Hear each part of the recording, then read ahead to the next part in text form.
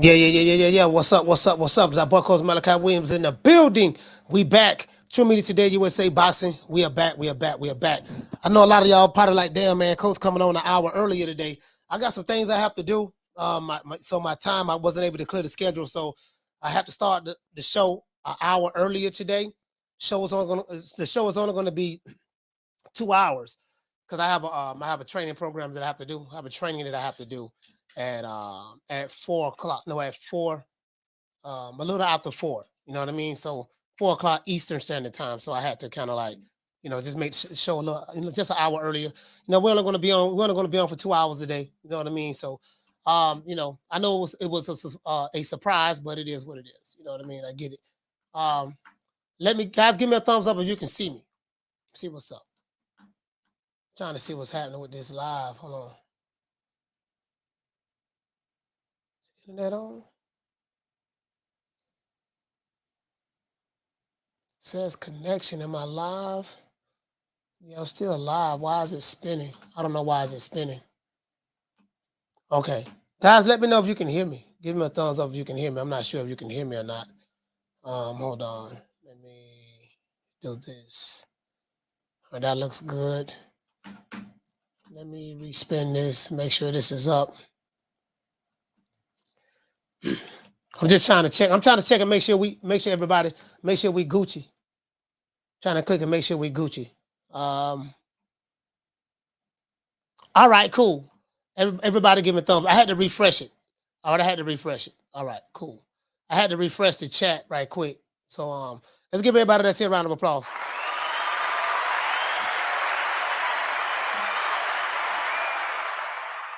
As you guys know, it's a lot of shit to talk about. A lot of stuff to talk about. But as you guys know, Crawford Spence, everybody talking about it. We know what it is as it relates to that. And I want to thank everybody who watched my latest video that I dropped yesterday, just pretty much breaking down, where all of the black content creators, not all of them, but the certain group of the black content creators who think they run the black manosphere or whatever on YouTube, and all they represent all black people, and if you don't get in line with what they say, they will send their digital gangsters at you in your chats and all that stuff there. Those guys, I'm glad that I had to break that down so you guys can see exactly where that came from. You get what I'm saying? So I've been getting a lot of praise about it. I appreciate it. That video got over 20,000 views in 24 hours. That video got over 20,000 views in 24 hours. So that let me know that was something that needed to be said. The people wanted to know the root of it. And I was the one that brought that to light. So I appreciate everybody. I really do appreciate everybody who checked it out. I'll drop the link in the description right now so you guys in the chat so you guys can check it out if you haven't seen it. Shout out to Jackie Hernandez. Hey, okay. Dropping that quarter over. Bam, dub on your boy. Hey, Leroy. Super chat received. Playtime's over, boy. Yeah, folks, test. We early today. Hold on. Yeah, fam, we early today, fam. We early today because I got to shut it down. I have to shut it down an hour earlier today. Show got to be shut down an hour earlier. Shout out to Abigail Hollis. I think this sister here is new. Salute to you, sis. Good afternoon. Good afternoon. Let me check and see. This might be Jason Moles. Look at that. Y'all know that one when I got 1,000. I want when I got 1,000 accounts, boy. But anyway, let me see. Nah, this ain't him. Hey, shout out to Knockdown 305. What's going on, fam? It is what it is, man. It's going on. Shout out to my sister, Jackie Hernandez, dropping that quarter of a dub on Super Chat. Down from the bar, there's a platform stage. People pimping, sharp as razor blades. As a matter of fact, there's something that I didn't do. I didn't share this stream with everybody else. So let me do this. I didn't share with, let me see, would it allow me to do Facebook? It might not allow me to do Facebook right now. All right, it's shared on Twitter right now and it's shared on Facebook. Okay, cool. Yeah, I didn't set that up. But it's set up now. But let's get into the show. Now, question I have is this: will Errol Spence's size be an unbeatable edge? Is an unbeatable edge pretty much against Crawford. Because, when you hear a lot about Spence, they speak about his style, and I'm not getting into the breakdown of actually who does what good and who doesn't do what good. We're going to get into that. I'm going to do an actual breakdown on it. When you hear about Spence, you hear pretty much the same thing. He's very fundamentally sound, works behind the jab, has a high work rate, keeps the jab in your face. He keeps you busy with the jab, keeps you busy, so he can land the backhand. We know that, right? Pretty much fights the same way. But you hear how big he is. He imposes his will on some of his opponents and stuff like that. Yada, yada. You always hear about that. And then, people say that Crawford is too small. He's a natural lightweight. Really, Crawford is a lightweight. And he moved up to welterweight.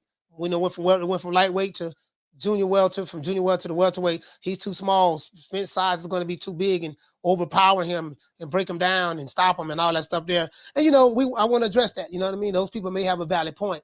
Now, in this video, we're going to talk about how undefeated world champion Terence Crawford, you know what I mean? Pretty much about his upcoming bout with Errol Spence Jr., what Terence Crawford must do in order to get the win against Errol Spence. Some people feel that some people may say that maybe Spence waited too late in order to fight Crawford. And now that Crawford, he's allowed him to grow into the welterweight division, grow into the weight. You know what I mean? Some say he's a full-fledged welterweight. Some say he's just too small still. So if he's too small still, then, he's a small guy, 135-pounder, little guy fighting a bigger guy. We're going to see if the bigger guy, is it the case where the big guy always wins? We're going to see what happens. You know what I mean? Does size, the question I have for you guys in the chat is this: does size guarantee victory? Does size guarantee victory? And will Crawford be able to prove everyone Errol Spence's size won't be an issue come fight night? Let's give everybody that's here a round of applause.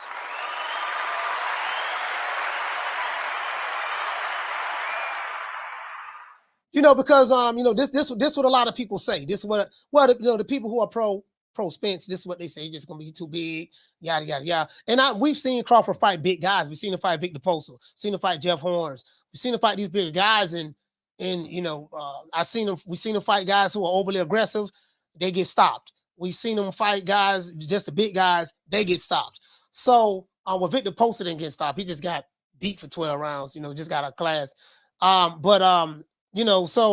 Will size be a difference, because Errol Spence, like they say, he's huge for the welterweight division, and Crawford is a little small guy. He's a little guy, 135-pounder. So will the 135-pounder Crawford, the little man, be able to beat the bigger guy in Errol Spence? I mean, will I don't want to say beat, but I just say will Errol Spence's huge size, I think he might be a light heavy the way he walks around, but or super middleweight. Will his huge size, be too much for the little 135 natural smaller guy, Terence Crawford? So, you know what I mean? That's what I want to talk about. Now, before we get into the show, I'd like to say all praise is due to the Most High, the most exalted, the most important human being on the planet Earth, even more important than Jesus, Allah, Moses, Muhammad, and all of the prophets of the past. Of course, I'm being very, very sarcastic and facetious. I don't want nobody talking about this dude praising another man, because some, you know what? Don't even worry about it. But Mr. Al Heyman. Well, I guess I gotta be like everybody else and saying Al Heyman. I can quit my job now, baby. 6 figures, baby. You feel me? I'm about to but a name. Do you have a name? Oh, nah, I ain't got no name, Name them names, man. They know who they is. Name them names, please. The names need to be named. They know who they is. The Mexican monster. So, so it is what it is, man. I did see the Gilly the Kid, the entire interview yesterday. The interview was good. It was a good interview, when the ads wasn't playing. But I think the way they have their stuff set up, they have sponsors, they have people who want to advertise on their channel. Remember that $1 million worth of game podcast is a syndicated podcast. Not syndicated on radio, but like when you see those big, huge podcasts like that, they're connected to like different talent agencies and stuff like that. They're connected to the white power corporate structure. I just want you to understand that. So the corporate power structure, pretty much, like when you see these big, huge platforms, a lot of them are connected to, they have talent agencies. They have, they're connected to a lot of the, like when you see these programs get on syndicated radio and stuff like that, they're connected to some big powerful agencies in the background that you know what I mean. So that's pretty much what it is. It ain't just no regular nigga on the YouTube who just started a channel and just took off. Nah. I can pretty much guarantee you that. You know what I mean? Hey, let's get the likes up. So you get what I'm saying? So, but anyways, I got some good things to tell you guys too, man. Like we're looking to go on that level. Like the level that I want to go on, like this here's the chitlin circuit. I'm trying to lead the chitlin circuit. You get what I'm saying? I'm trying to lead the chitlin circuit. You know what I mean? So that's where I'm at with it. Shout out to Rice Eater dropping that $2 super chat. He say size matters when the skills is relatively equal. Okay, cool. All right, cool. You know what I mean? Everybody say Fotek, he say the ass throw off the show. Nah, you know what? Their ass was like, because they got a lot of sponsors. So what it is they have sponsors, Fotex, and the $1 Million Worth of Game podcast, they have over 1 million subscribers. They're connected. So, you know, when you have corporate sponsors, you know, they're connected to the corporate people, which is the reason why their platform is so big. That's what it is. So, when you have the corporate sponsors, I mean, it's crazy, man. They're probably paying them a lot of money because a lot of people, Fotex, was complaining. A lot of people was complaining about, man, god damn, man, this ad. They had an ad where they just interrupted the interview. They just stopped the interview, like you ain't see Crawford no more, and they just had some lady and some dude up there, and they were just talking. Yeah, Carlos, I'm an hour early today.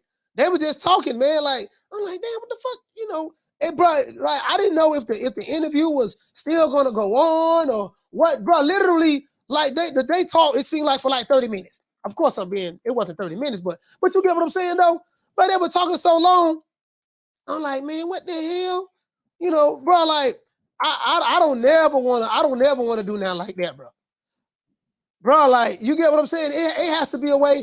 But let me tell you something. If you watch television, you know what I mean? Television have commercials just like that as well. True. They have commercials just like that as well. Shout out to Swift 718. Dropping that quarter of a bam, dub on your boy. Hey, Leroy. Super chat received. Playtime's over, boy. What it say, family? I think Gilly and Wallow got in their own way during the interview with Bud. I felt underwhelmed and unsatisfied following the podcast. Not Bud's fault. Yeah, see, this is the thing, right? When you do interviews, and I've learned this myself, you ask the questions, and then you let the person you interviewing talk. And what it is with Wallow, I mean, they do a good job of what they do, but with Wallow and Gilly the Kid, you know, I think they're cousins. They feed off each other, and you know, they like to talk. You know, they like to talk. Like, you know what I mean? They like to talk. You know, Gilly was a rapper back in the day. He wasn't my favorite rapper when he was rapping out of Philly, but he was a rapper back in the day. They like to talk. They like to, you know what I mean? So, and then the two, that show was edited. You know what I mean? I don't know. But yeah, so you gotta kind of like, you know, you get what I'm saying? So, but we don't know exactly. The show was edited. You know, it was an edited show. So, you know, they asked some good questions, and I like when they call Bozy, they call Boogs, call Danny Garcia and stuff like that. You know, but me personally, I would have done that a little different. I think I'm pretty good. I'm pretty good at doing these interviews, especially now. I would have done it. I would have done it just a little bit different. Not saying what those guys did was wrong, but you know, I'm just saying I would have came at it just at a different angle myself. Down from the bar, there's a platform stage. People pimping, sharp as razor blades. Like really good interviews, like really good interviews. Like a really good interviewer knows how to bring the best out of the person he's interviewing. You know what I mean? You gotta, you know, it's all about the tonality, the pitch, your energy. You know, it's a lot that goes into that. How you ask the questions, how you set the question up. You know what I mean? Set the first question, how you set the lead up question up. You get what I'm saying?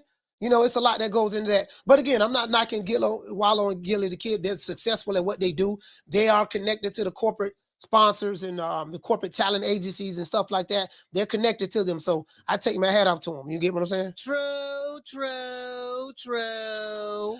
Let's give a shout out. Let's see. Shout out to, yeah, this is Jason Mones again. This nigga here.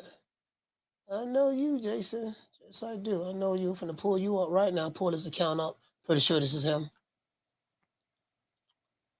Hold on, guys. Trying to see something. Yep, this is him. Anyways, let me get back into the show. I got Raw. I got Swift 718. Let me go ahead and get your super chat, Derek. Shout out to Derek Choice. Hey, okay. For dropping that quarter over. Bam, dub on your boy. Hey, Leroy. Super chat received. Playtime's over, boy. He said, what did he say? He said Jamel Chalo praying Errol Beast Bud. Shout out to Shadow Ghost. He said early stream today. Yeah, it's an early stream today. We'll be back at 3 o'clock tomorrow. You know what I mean? Early stream. Down from the bar, there's a platform stage. People pimping, sharp as razor blades. All of those who just coming in, we are early. We are in our early today because I have a training class I have to do. You guys know I pretty much shut down my strength and conditioning business because my marketing business is doing very, very well. When it comes to this marketing shit, I'm very, very good. What I'm looking to do with this podcast is take it to another level. Get the podcast off the chitlin circuit, and we still gonna have the chitlin circuit, but I'm looking to take it to another level. But there's other clients and stuff I'm gonna be working with right now, and there's certain things that I'm getting trained for because I'm trying to make these guys a whole lot of money, and in return I'm gonna make myself a whole lot of money. You know what I mean? By helping others, by helping these other companies and stuff make their money. You know what I mean? So I'm good at this shit. What to say? Yeah, I got you. Down from the bar, there's a platform stage. People pimping, sharp as razor blades. Yeah, so Errol Spence's size, he is a big guy. Some people say he's not the same fighter. I'm not going to say that. He is the same fighter. I'm not the guy online that's going to say, well, man, Spence ain't the same fighter. No, he's still the big fish. He's still man down. You know what I mean? He's still Mr. Man down. He's still, you know, what they say, he snatched people eyeballs out, all that stuff there. And but you know, the same guys who say that, you know, like, you know, the same guys who say that, you don't forget that Errol Spence had his orbital, had his retina detached in sparring. You know what I mean? Dudes he was sparring, detached his retina. But, you know, we're not going to say all that. Right now, he is the monster of the monsters. He is the Matilla of the gorillas. He is the Godzillas. He's the Godzillas of the Godzillas. He's all of that. So his size, you know, people say his size is just going to be overwhelming for the little guy, Terence Crawford, which he's a 135 pounder. That's where he came. He started at 135. I think Spence started his career at 154 or something like that. Then he came down to 152, something like that, and he came down, whatever. So, you know, he's fighting a 30. So basically a huge, massive guy like Errol Spence is fighting a 135 pounder, pretty much. You know what I mean? Shout out to Knockdown 305. What's going on, fam? What's going on, fam? Knockdown 305.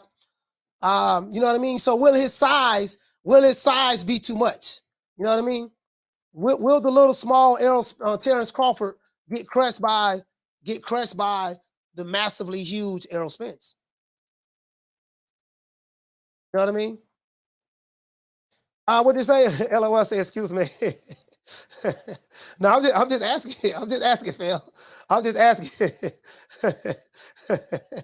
I'm just asking, you know what I mean? Because, you know, Crawford a little dude now. He's a little guy. You know what I mean? 135 pounder.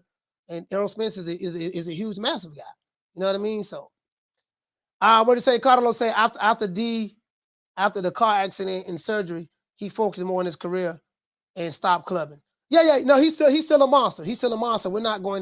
He's still a monster. Far as I'm not concerned, he's still a monster. I'm not, you know what I mean? He's that.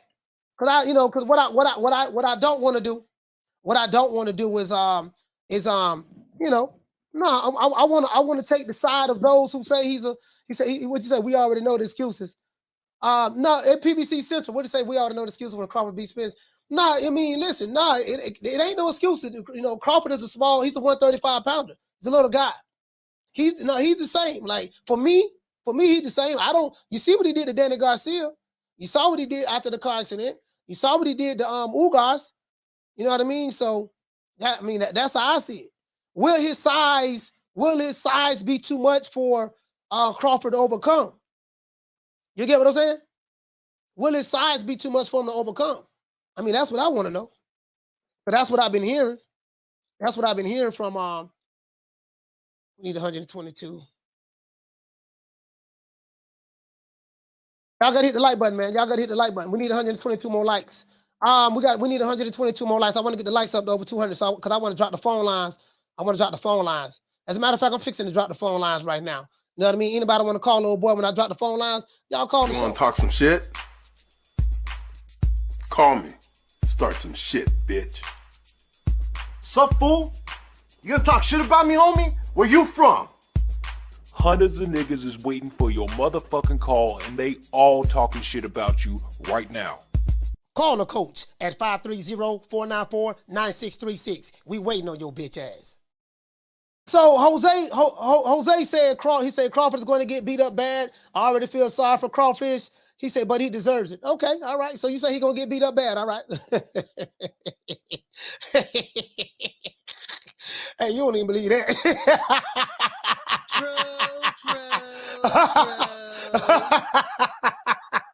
Phone lines open, man. Jose, call the show. I'll call the show, Jose. Break it down for me. Jose, call the show.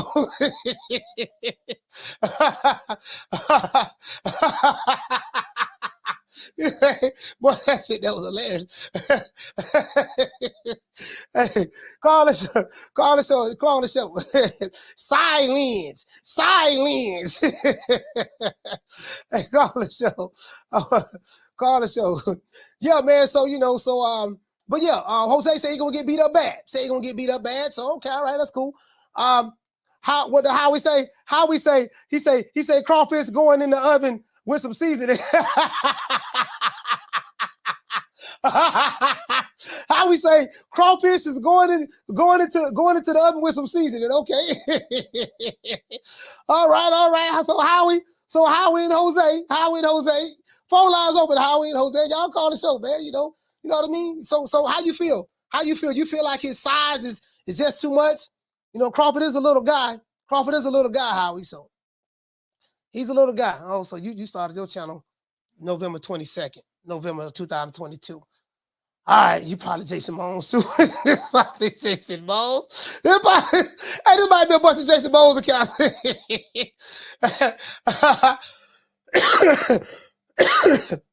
Boy, I tell you, boy. Hey, man. Hey, look at man. Oh, is the phone line? Did I turn the phone line? Yeah, I got it. I got the phone line though. Yeah, man. So go ahead and hey, that shit don't sound convincing. I don't see. It don't seem like y'all saying it with your chest. Yeah. Hey, John Ryder he say some of the toughest people I've ever knew were the little guys. Well, Crawford is a little guy, man. He got 39 fights. He's a small guy. He's a 135 pounder. I think Errol Spence is the monster. You know what I mean? Spence is the monster, man. And I just don't know if Crawford can overcome that. And then too, Crawford is an overrated fighter. He ain't really, he overrated. Shout out to Rice Eater. Okay. We're dropping that quarter off for you, boy. Hey, Leroy. Super chat received. Hey, shout out to Rice Eater. He said they all saw how fast high work rate Pacquiao was bullied by big pressure fighting Jeff Horn 12 rounds. Then when Bud flattened him, nobody wanted the WBO. Hey, you know what though, Rice Eater? I remember when Jeff Horn kind of like steamrolled Manny Pacquiao, threw his weight around, made it very, very rough. And people was calling Jeff Horn out. Everybody wanted Jeff Horn. Yeah, Jeff. They were like Jeff Fool. They were doing the Tootsie Roll. They wasn't talking about no wrong side of the street. They wasn't talking about none of that. Yeah, I'm coming to get that strap ASAP. And then when this little small guy from 135 pounds moved up from 140 after becoming undisputed, to fight him. Then it was hey Rice Eater, the best analogy. I'm finna give you a really good analogy, fam. This what I heard right Down from the bar, there's a platform stage. People pimping, sharp as razor blades. Rice Eater. As soon as the little guy, the 135-pounder, moved up and stopped Jeff Horn, then this what I heard. I heard a whole lot of people saying this. We must internalize the flatulation of the matter by transmitting the effervescence of the Indonesian proximity in order to further segregate, to preclude on the issue of world domination would only circumcise the revelation that reflects the aphrodisiac symptoms which now perpetrates the Jericho's activation. That's what I heard. That's what I heard. I heard that, well, Jeff Horn had the belt, but that's the past. That's the past. We didn't want to talk about that. Like he fooled, we're gonna get him, we're gonna do this and do that. Then Crawford had the belt. It was a whole activating the Jericho activation. Your baby mama this, your sister got to know how to do that, your cousin got to know how to, you know what I mean? Now, I'm finna debunk this myth. You know what I mean? Again, Spence is a phenomenal fighter. There is no excuses. He is a bad boy. I don't want to hear nothing about no car accident. He's Iron Man. He recovered from that. He recovered from his detached retina surgery. He's fine. He's a monster. He's a huge guy. Crawford is a little guy. He's too small. He's small. So I don't know how that little small guy's going to beat him. You know what I mean? 135-pounder. I don't know how the small guy's going to beat him, but we're going to see. Shout out to Jonathan dropping a $2 super chat. He said, Bud is such a little guy. He got boot stuttering. Hey, I mean, it is what it is. Shout out to Caps and 4G. Hey, okay. Dropping that quarter of a bam dub on your boy. Hey, Leroy. Super chat received. Playtime's over, boy. He say smaller Bud with longer reach, 74 to 72-inch. We'll see. Yeah, I mean, that's the arm reach. That's the arm reach. But arm reach overrated. Arm reach is hey, Caps and 4G. Arm reach is overrated. You know what I mean? He's still a small guy. Still a small guy. Down from the bar, there's a platform stage. People pimping, sharp as razor blades. The small, but you know what got me though? The small guy is on a 10 or 11 knockout streak. And the thing that gets me is how he was able to do these things to these bigger guys, these huge, massive guys in the welterweight division. I don't know. But, we're going to see. Will Spence size be too much? He's a big guy, big, strong, physical guy. And Crawford is a small, little guy from Omaha, Nebraska. Shout out to Potex. He said Errol already got KO'd by an Italian car. Well, that's it. What you talking about the car? No, he came up out of that. Shout out to JRG. Hey, okay. Dropping that quarter of a bam dub on your boy. Hey, Leroy. Super chat received. Playtime's over, boy. He said Crawford is a bigger puncher than the two. Spence went life and death with Porter. Okay. All right. Shout out to Swill 718 dropping that $2 super chat. He say small guy with 100% KO ratio at welterweight. I don't know. He does have a 100% KO ratio at welterweight, but maybe those guys took dives. Those guys probably wasn't that good anyways. You get what I'm saying? So. What did he say logical? He said Errol smoking that Bud pack. Errol smoking, what did he say? He said Errol smoking a Bud pack Spence. Okay, all right. Errol gonna be smoking that good. But listen, hey, I tell you what, that Bud, let me tell you something now. The logical one, Mr. D. That gas from Omaha, I'm telling you, I know for a fact. If you ever been to Omaha, Nebraska, Omaha got some of the best bud in the country. They got some of the best bud in the country. I can tell you that right now. Boy, I'm telling you, boy, go to Omaha, get some of that good gas, nigga. You'll get put in a coma. So I don't know now. If he smoked some of that bud, boy, I don't know, boy. I'm trying to tell you. I'm telling you what I know. Call him, what's the name? Where you calling from? Coach, what's happening, man? Casino like Fred. Casino, talk to me, fam. Coach, man, I feel the pussy. He said the I feel the pussy. I feel the pussy in the air, Coach. Hey, man. Hey, Coach. Hey, that $1 million. I like that $1 million worth of game interview, bro, because you don't really get to see Bud talk like that. You know what I'm saying? Like he got a good personality, bro. You know what I'm saying? Like he funny. Like you know what I'm saying? The way like how he was dealing with Bozy and how he was dealing with Boots and shit, man. I love that shit. Yeah. I had loved that shit, man. I fuck with Crawford, but as far as him being too small, man, he ain't too small. I mean, shit, he looked like he be too small because the nigga always in shape. You know what I'm saying? Like Jimmy and Wallow, they were saying he looked small and shit, but that's because they be around the other boxers they be around blow up between fights and shit. You know what I'm saying? Yeah. Like they be looking bigger than they do in the ring, but Crawford looked the same as he in the ring, and when he walk around, like he looked the same and shit. I don't think he's too small. I feel like he's just right. Like he in shape. You know what I'm saying? That's really how you supposed to look for real. Like if you know what I'm saying? Like when you really, really take your shit serious, you really supposed to always look small and shit. You know what I'm saying? For real shit. So I mean, I don't agree with that shit. I think I don't believe size is gonna be the reason that like Errol will win. But I do got Errol winning. You know what I'm saying? Like because that's my dog. I don't know how the fuck he gonna do that shit, but I'm a ride with him. You know what I'm saying? I'm gonna see how he do that shit. I don't know how he gonna do that shit because I really see Crawford goddamn doing some shit, but I don't want to just give it to him. But he gonna have to show me. But I can see Crawford knocking Spence out. I can see Spence winning. Like I just want to see this shit, man. I feel pussy. Yeah. I feel pussy. So Yeah, you don't think because Spence is a massive guy and Crawford did move up from 135. And Spence did say that he was light in the ass. So you don't think that he's too light to handle someone this is huge? Is it Errol Spence? I mean, I don't think so, bro, because I mean, Errol Spence, he don't look. I mean, I know Kell Brook was like damaged goods or whatever, but Kell Brook bigger than both them niggas. You know what I'm saying?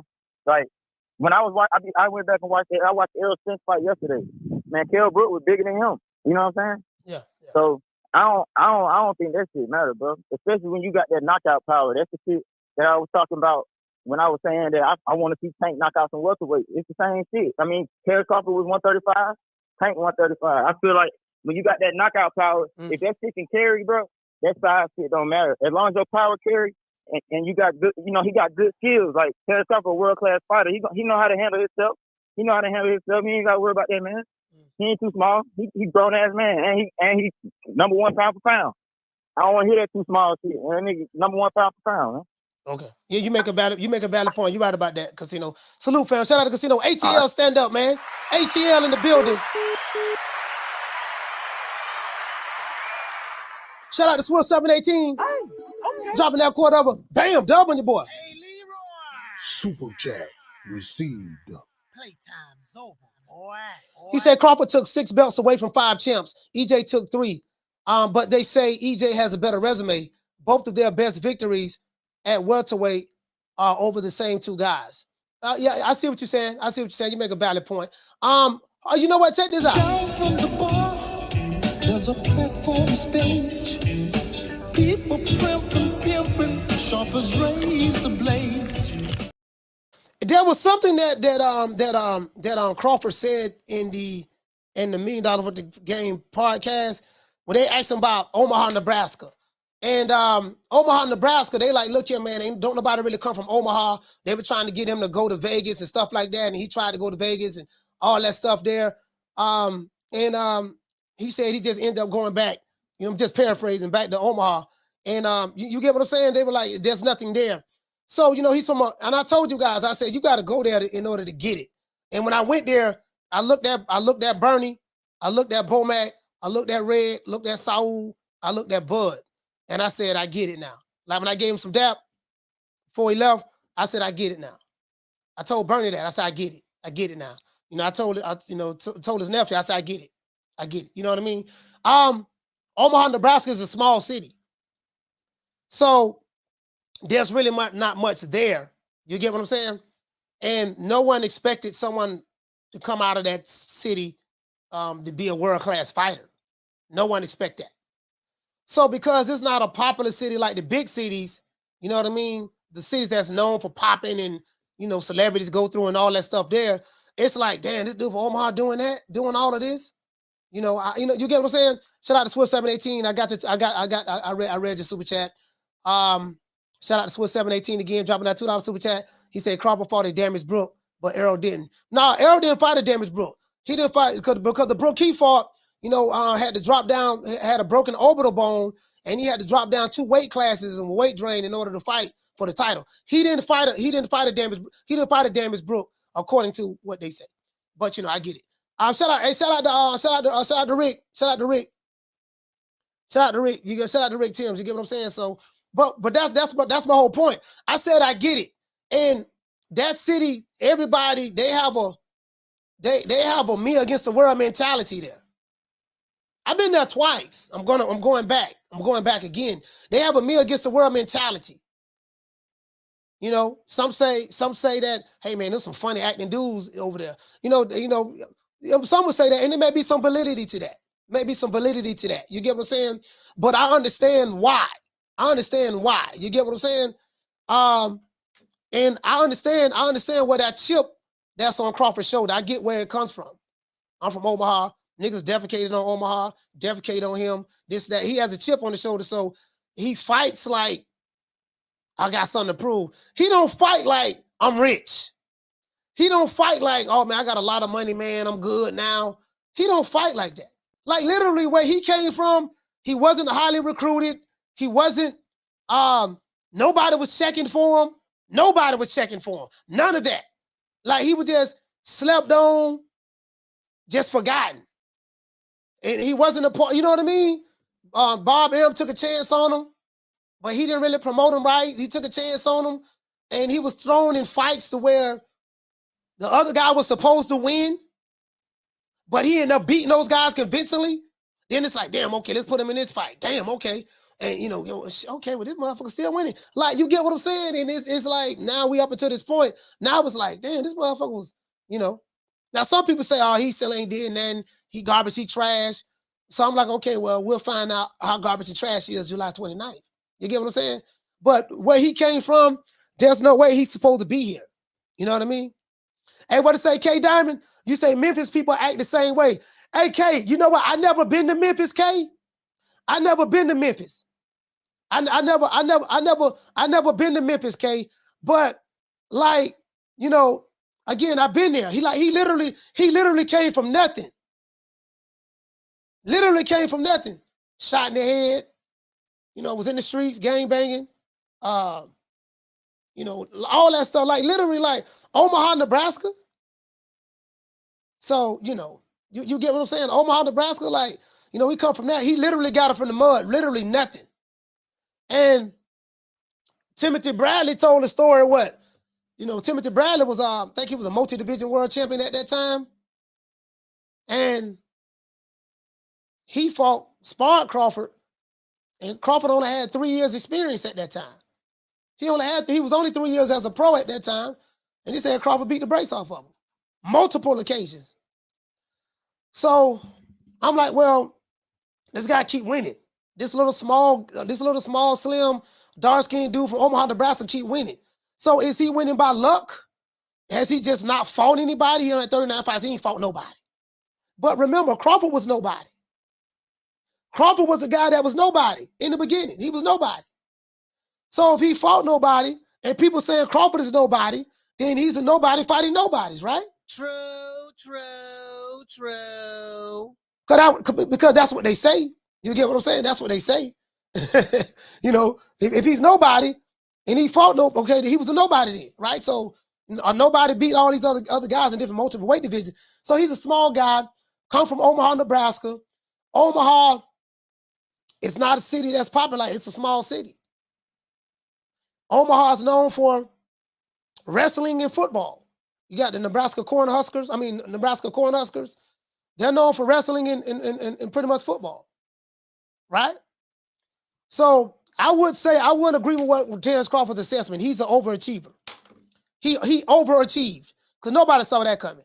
He overachieved. He definitely overachieved. Now, I don't know how Memphis is. Would you say Memphis is the same way? I haven't been to Memphis. I haven't been, I haven't been to Memphis. I've been to Nashville, but I haven't been to Memphis. I haven't been to Memphis. You know what I mean? So hold on. But Spence is a big guy. He's a big guy. He's a huge guy. You know what I mean? So I don't know why he doesn't have that one punch knockout power.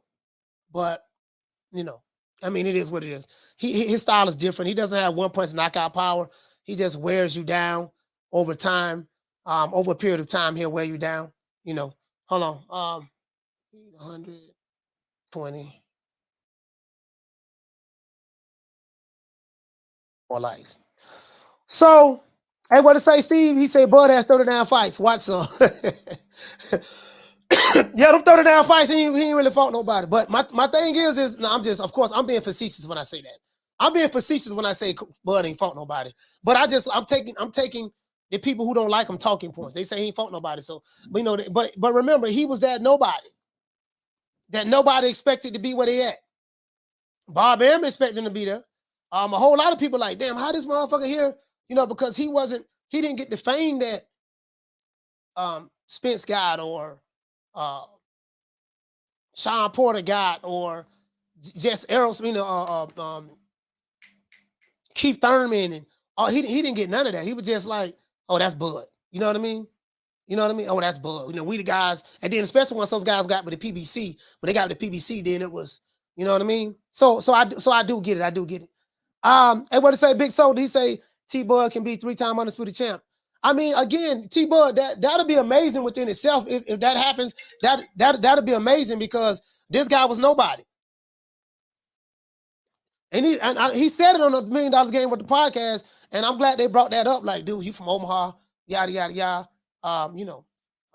He said I'm an overachiever, and I totally agree with that. Caller, what's your name? Where you calling from? What's good, Coach? This Fast from Baltimore. How you feel today? I'm doing good, Fast. So talk to me, fam. Good. Happy holidays to you. Yes, sir. I don't think the size gonna be a problem for Bud. First off, he more in shape than Earl is right now. You know what I mean? I think right now Bud got I ain't gonna say slight advantage. Bud got that advantage. Not only do I think he more versatile, but dude is a gym rat, man. Like, dude, you don't hear about, you know, and I'm not knocking about how guys live their lives. You know, you do what you want to do, but when you eat and sleep and breathe what you do like that, like, you know what I mean? Like, and to always be in shape and to be focused, man, you know, that shit go a long way. Like, just look at Money Mayweather and Zab Judah. Like, Zab Judah had all the skills. All, you know what I mean? He was just as quick as Floyd, might have even been more powerful than Floyd, but even when you saw them fight, like, just to have that discipline, to have that gas to fight 12-round fights, to stay disciplined how he do, like, for his whole career, like, yeah, that shit gonna go a long way. Like, I saw a Spence post the other day, I think it's probably like maybe 2 weeks ago.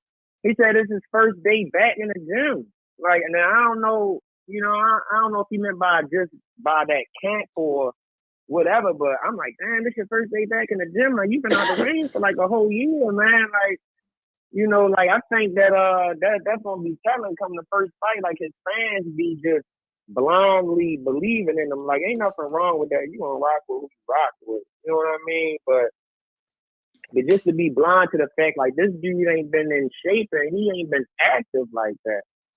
You know what I mean? To just think that he just big and he gonna come in there and bully Crawford and push Crawford around, like, I don't see that, man. I don't see that. I never seen him get bullied. Sean Porter tried it, that didn't work. Jeff Horn tried it, that didn't work. Yeah. Victor Postal tried it, that didn't work. Now the argument to be, well, okay, you know, Bud, when he fought Sean Porter, he had 1 foot in, 1 foot out. Victor Postal wasn't nobody. For people who say that, don't know what the fuck. When as soon as they say that, I know they don't know what they're talking about. I immediately turn the other way. Don't even try to talk to them. And Jeff Horn was overrated, this and that. But Jeff Horn beat Manny Pacquiao. But Jeff Horn, this and that. Everybody wanted that belt. Everybody wanted that belt when he had it. Yeah, everybody wanted that belt when he had it. You're right. Until the guy from Omaha, Nebraska got it, who is small guy. He ain't really nobody. He ain't done nothing. So that's what they say. So I'm like, okay, cool. Then, you know, then there was a whole lot of niggas playing it. Now, but Fast from B-More, hey, thank you for calling the show, brother. I want to address something to everybody in the chat. No problem. Salute. Thank you, Coach. B-More, stand up, man. B-More in the building. Now, will Spence be able to bully? Because maybe Crawford is so small, he's such a little guy that Errol Spence will be able to impose his will on Crawford and just bully the little man in Crawford. There's a couple of fighters I seen that tried something similar, but it didn't work. I remember when Crawford, and I wrote this down. I remember when Crawford was at 135 and he was at 140. And all of these guys probably definitely 140. These guys was with the PBC at the time. Y'all remember John Molina? John Molina? Crawford fought him, beat the brakes off of him. John Molina was a PBC fighter at that time. I don't know if John Molina is still a PBC fighter, but he was a PBC fighter at that time. John Molina was with the PBC, if I'm not mistaken. Felix Diaz, bad boy, he was with the PBC at that time, if I'm not mistaken. I think what's my good man, Hammer and Hank Lundy, he was with the PBC at that time, if I'm not mistaken. There was several of those guys on the PBC he fought at 140. You know what I mean? And those guys was pretty good fighters at the time. They was pretty good fighters at the time. But the little slim, skinny kid from Omaha, Nebraska, pretty much put hands and feet on him. And he got hurt in some fights. And it's boxing. You're gonna get caught sometime when you fighting top guys. It is what it is. But I like what he said when what was it? Gilly the Kid say, yeah, you got hurt against Gamboa. He said, yeah, I did get hurt against Gamboa. He said, but what happened in that? He said, what happened in the exact same round? What did I do? Hey, Gilly like, yeah, you got hurt. You were doing the stanky leg against Gamboa. He said, yeah, I got hurt. Yeah, I got hurt against Gamboa. But in that exact same round, what did I do? I stopped him. True.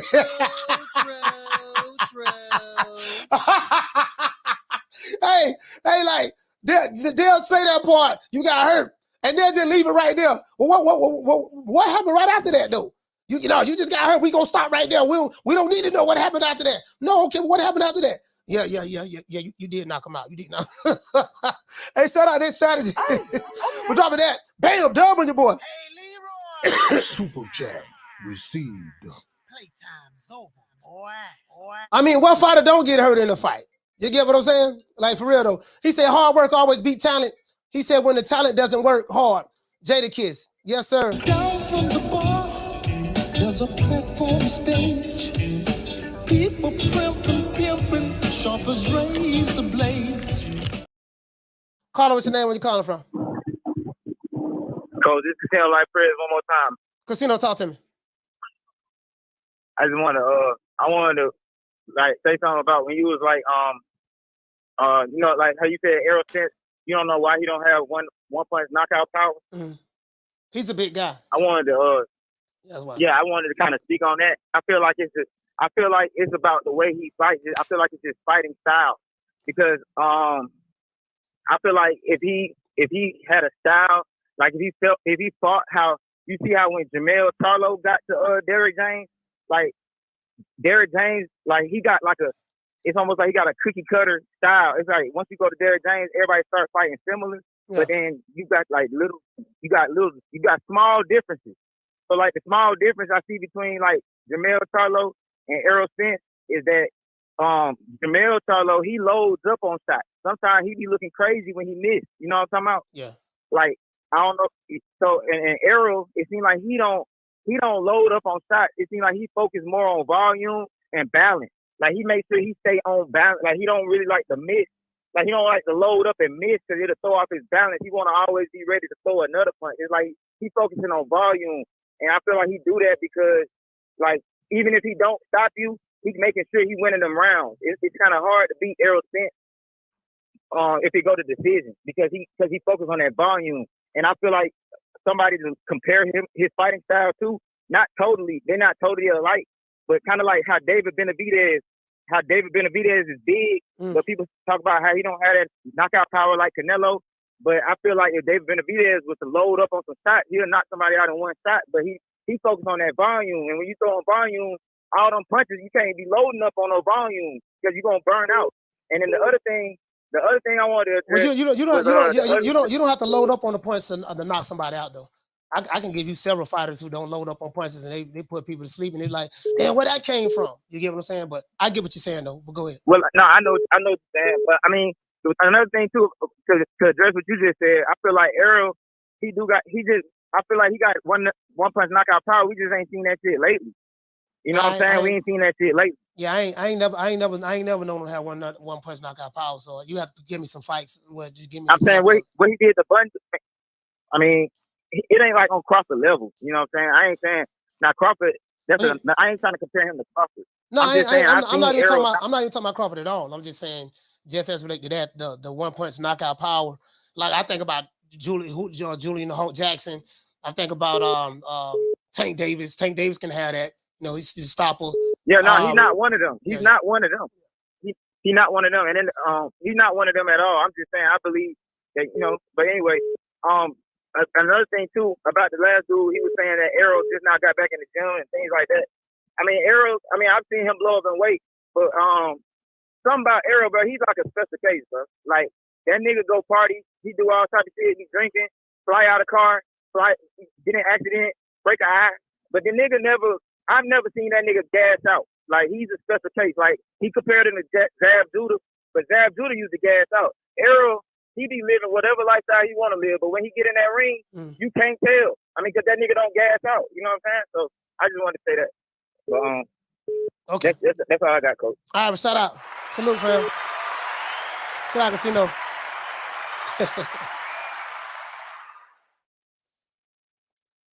Caller, what's your name? Where you calling from? Trap from Orlando. Trap from Orlando. Talk to me. I know you got Crawford, Coach. What you want to put on it? I ain't betting you. When I bet, you ain't gonna bet. No, hear me out. Yeah, of course I'm betting. I'm betting a boatload of money on Crawford. But when I bet people I know. I bet people I know that's gonna pay. We have the money. We have the money. I put it on your channel.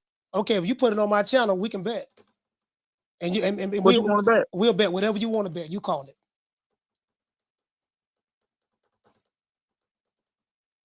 Make it light on yourself. All right, I'm gonna put it on. I'm gonna put it on your channel. Put it on my channel. Whatever you want. Listen. Trap from Orlando. Whatever you want to bet. Yeah. If you put that money on my channel, I'm covering it. Whatever you want to bet. It could be 500. I'm gonna put it. It could be 1,000. It could be whatever you want to bet. Put that motherfucker on my channel, and I promise you. And guess what? If I lose, you gonna get paid. I promise you that. I'm gonna be here. I ain't worried about it. I ain't worried about it. I'm gonna put it on there though. All right. I'll get back with you. All right. Okay. That what you call for? Yeah, that's what I call for. All right, for sure. And lock my number in too. 530-494-9636. I already got you locked. Right. This ain't my first time calling. You know that. All right, for sure. Shut up.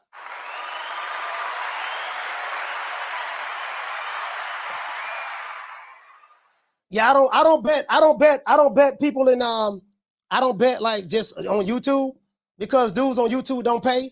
I see guys all the ways talking about I'm trying to hunt this guy down, I'm trying to hunt that guy down. I betted dudes on YouTube before who show up in the chat and then they just disappeared. So I said I ain't betting nobody no more like that. The only way I bet people now, I bet with I bet online with like DraftKings. I bet with them. I bet with Vegas online gambling.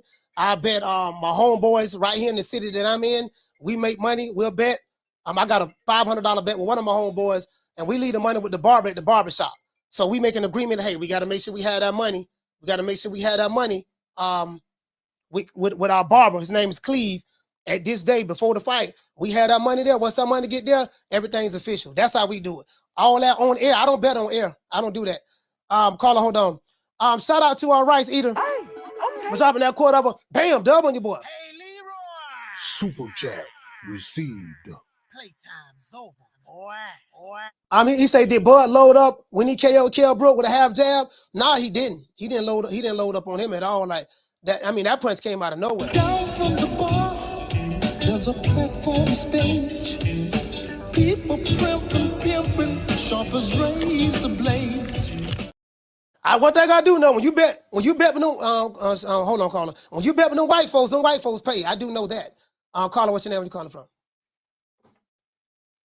Yo, what's up? This is E-Money from Texas. E-Money from Texas. Talk to me, fam. It's gonna whoop Terence Crawford's ass so bad. he will whoop your ass too. He will whoop y'all at the same time. Y'all are two, you and Terence Crawford together. Y'all belong to be buried. Errol Spence got that Texas power, and he ain't playing. Okay. You entitled to your opinion. He hung the phone up. E-Money hung the phone up. Hey, this is a dude that called the other day. This is a dude, E-Money. He probably ain't got no money. This is a dude that called the other day, and was threatening me. Remember that? He said, nigga, fuck you. He said, F you, nigga. Pull up.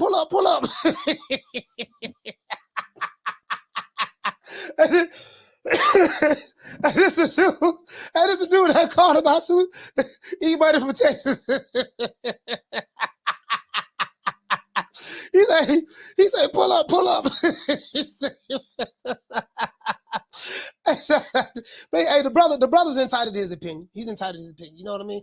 I respect your opinion, E-Money. You know what I mean? I don't appreciate you telling me, you know what to threaten me and stuff like that. But outside of that, I respect your opinion. You know what, E-Money? This song is dedicated to you. Gloria Day and the Set Trips. These niggas don't play. These niggas don't play. We don't play. You ain't heard. They be tripping. We be tripping. So they swerving on. We swerve on. No faking and no switching.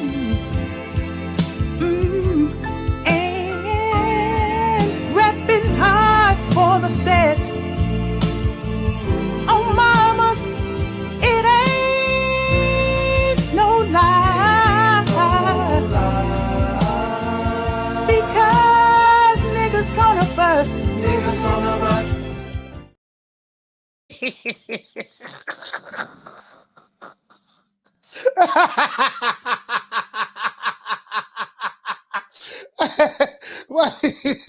Hey, you know what, Eddie? Why don't we just come together, bring the belts together, Hey, listen, boy, what these dudes be killing me, dog. They be killing me, dog. This dude here, that dude, E-Money. Now, I noticed, how come the dudes that call themselves, that dude E-Money, he probably ain't got no money. He sound like he ain't got no money. Like a little kid. This dude sound like a little kid, man. This sound like a little kid. He probably like 20-something years old, in his 20s. You know what I mean? Trying to figure it out. Struggling right now. He sound like he's struggling. You can hear the struggle in his voice. You just sit here, you don't know what I'm talking about? He's struggling right now. You get what I'm saying? But this bum is taking the easy matches. Fight another bum. Yeah, nigga. Spence gonna whoop you and Crawford, nigga. He gonna whoop both of y'all. I ain't no boxer, homie. I ain't no boxer. Yeah, nigga, that's what they gonna beat, nigga. Yeah. Matter of fact, drop the addy. And you know what? Yeah, and you better not come to the fight. And as a matter of fact, I'm finna send this super soaker at you. I'm finna make sure you be a part of the wet t-shirt contest. That's what I'm gonna do. You gonna be a part of the wet t-shirt contest when I send this super soaker your way. You know what I mean? I'm like, oh my God, dude. This the same dude that just called. When that was he called? That was yesterday. That was Friday. That was Friday. Remember he called Friday? I still got the video. I still got the show. That was Friday he called. Sound like he, yeah, man. He sound broke too. Damn, he sound broke. Hey, shout out to Sabanese. What's going on, man? Shout out to Sabanese. What's going on, bro? Hey, hey, Skulo, I don't know what it is, dog. I don't know what it is. Eric say, please edit E-Money, coach. Yeah, I'm gonna edit that one. I'm gonna edit that one now. I'm gonna edit that one now. I'm gonna edit that one now. E-Money, you don't make the Wall of Fame. I'm gonna repost this video of you calling the show. And what I'll probably do, E-Money, I'll probably repost a video of you calling the show. I think you called 3 times. You know what I mean? So I'll probably repost, put that, make that one video and put that out there. And say aerosexual, because you don't sound like an Errol Spence fan. I think you sound like an aerosexual. Aerosexual calls show. Threatens coach. Say he pulling up. That was you saying Friday. But anyway, off broke money. We're gonna call you broke money because I don't know why you need to be saying putting some of you niggas. Oh my God. But anyway, Errol Spence is a very, very big guy. Casino Life Press made a valid point. Spence reminds me of a Mexican fighter. he reminds me of a big Mexican. He reminds me of a Mexican fighter. His style is more Mexican style, to where he plows forward. You know, he likes to work the body, head. You know, he's gonna put the head down, work the body. He gonna work behind the jab. You know what I mean? To get on the inside, he uses the jab as an occupier. He's southpaw in order to keep you preoccupied with the jab. That's so he uses the jab in order to close the distance in the range. And then in order to make it into an ugly, I'm gonna just beat you up fight. You get what I'm saying? That's what he does. That's what he does. So his style is definitely Mexican style from that standpoint. You get what I'm saying? Not comparing him to Julio Cesar Chavez, but you know, Julio Cesar Chavez get in there. Punch placement is pretty good. You know, very methodical. Nothing really flashy, but very methodical. You know, high work rate. You get what I'm saying? Just gonna plow forward and impose my will on you. You get what I'm saying? Pretty much like that. Hey, shout out to Miguel. He said you have E Money and Money B. Man, I don't. What is it with the monies, man? What is it with the monies? The monies is Hey, what to say on Cadron? You say Porter fight like ball bull. Yeah, Sean Porter, man, fights. He more. I never liked Sean Porter's style. Sean Porter fight like he a fullback.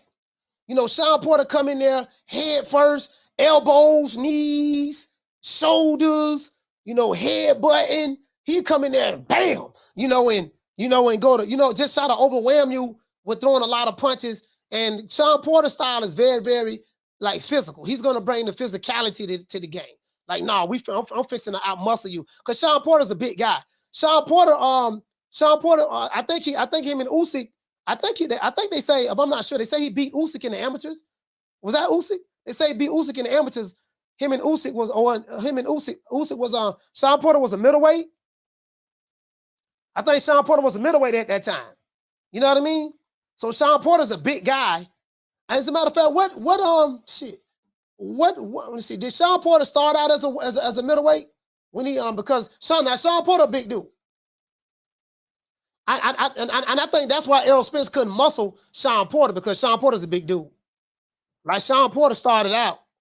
I want to say he started his career out. I think his first couple of fights was at middleweight, if I'm not mistaken. Let me see. I'm trying to find out now.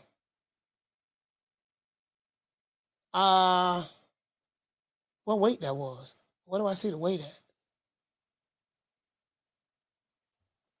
I'm trying to see what. Damn, it's not showing the weight. It's not showing the weight on here.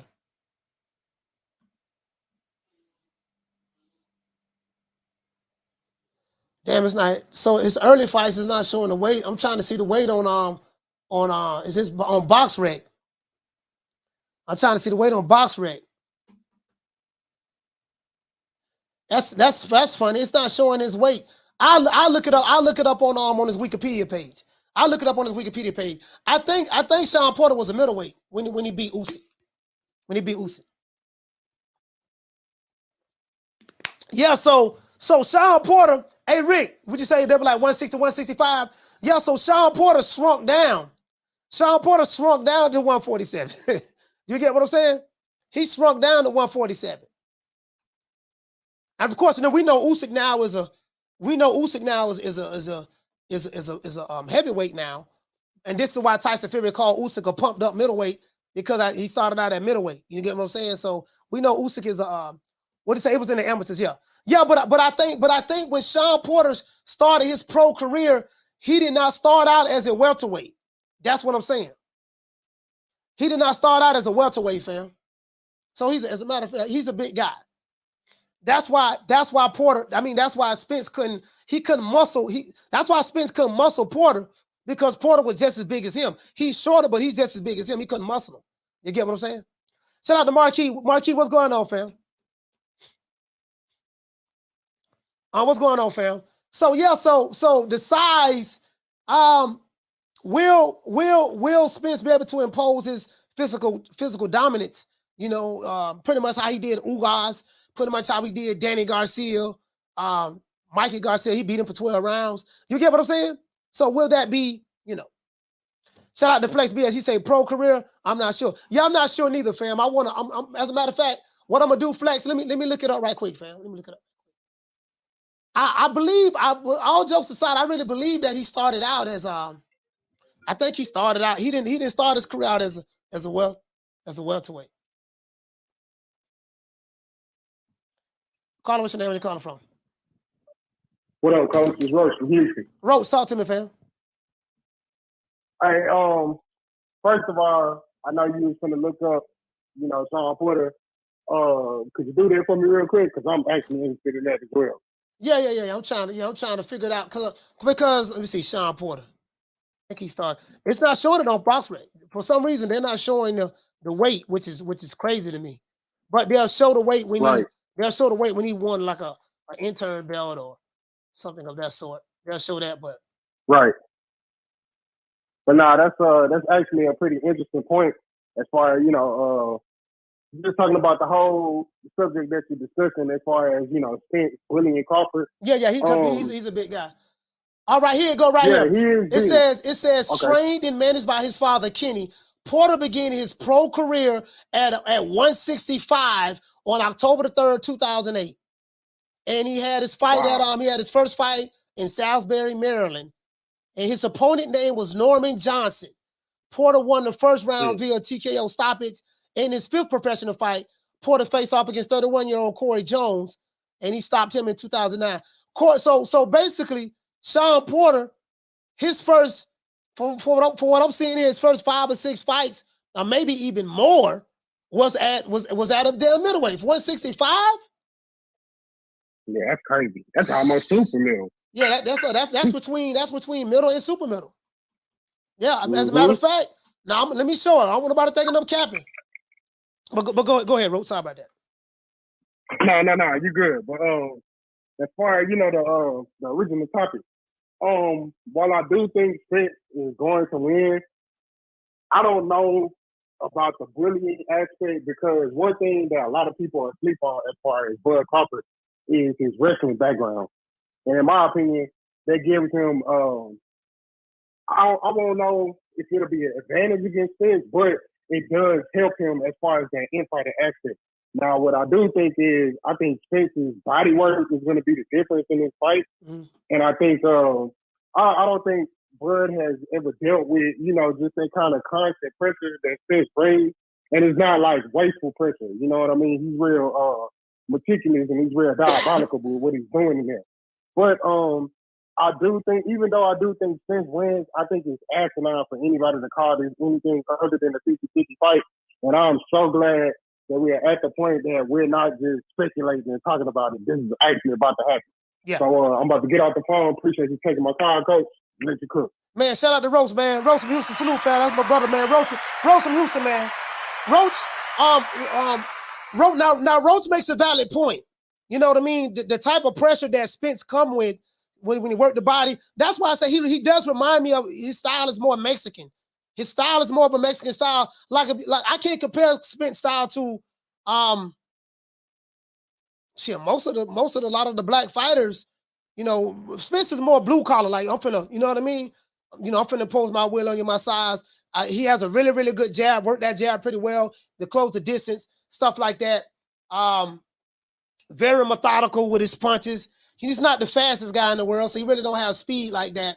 But he has very, really good punch placement, and he's gonna go. He's gonna go to the body.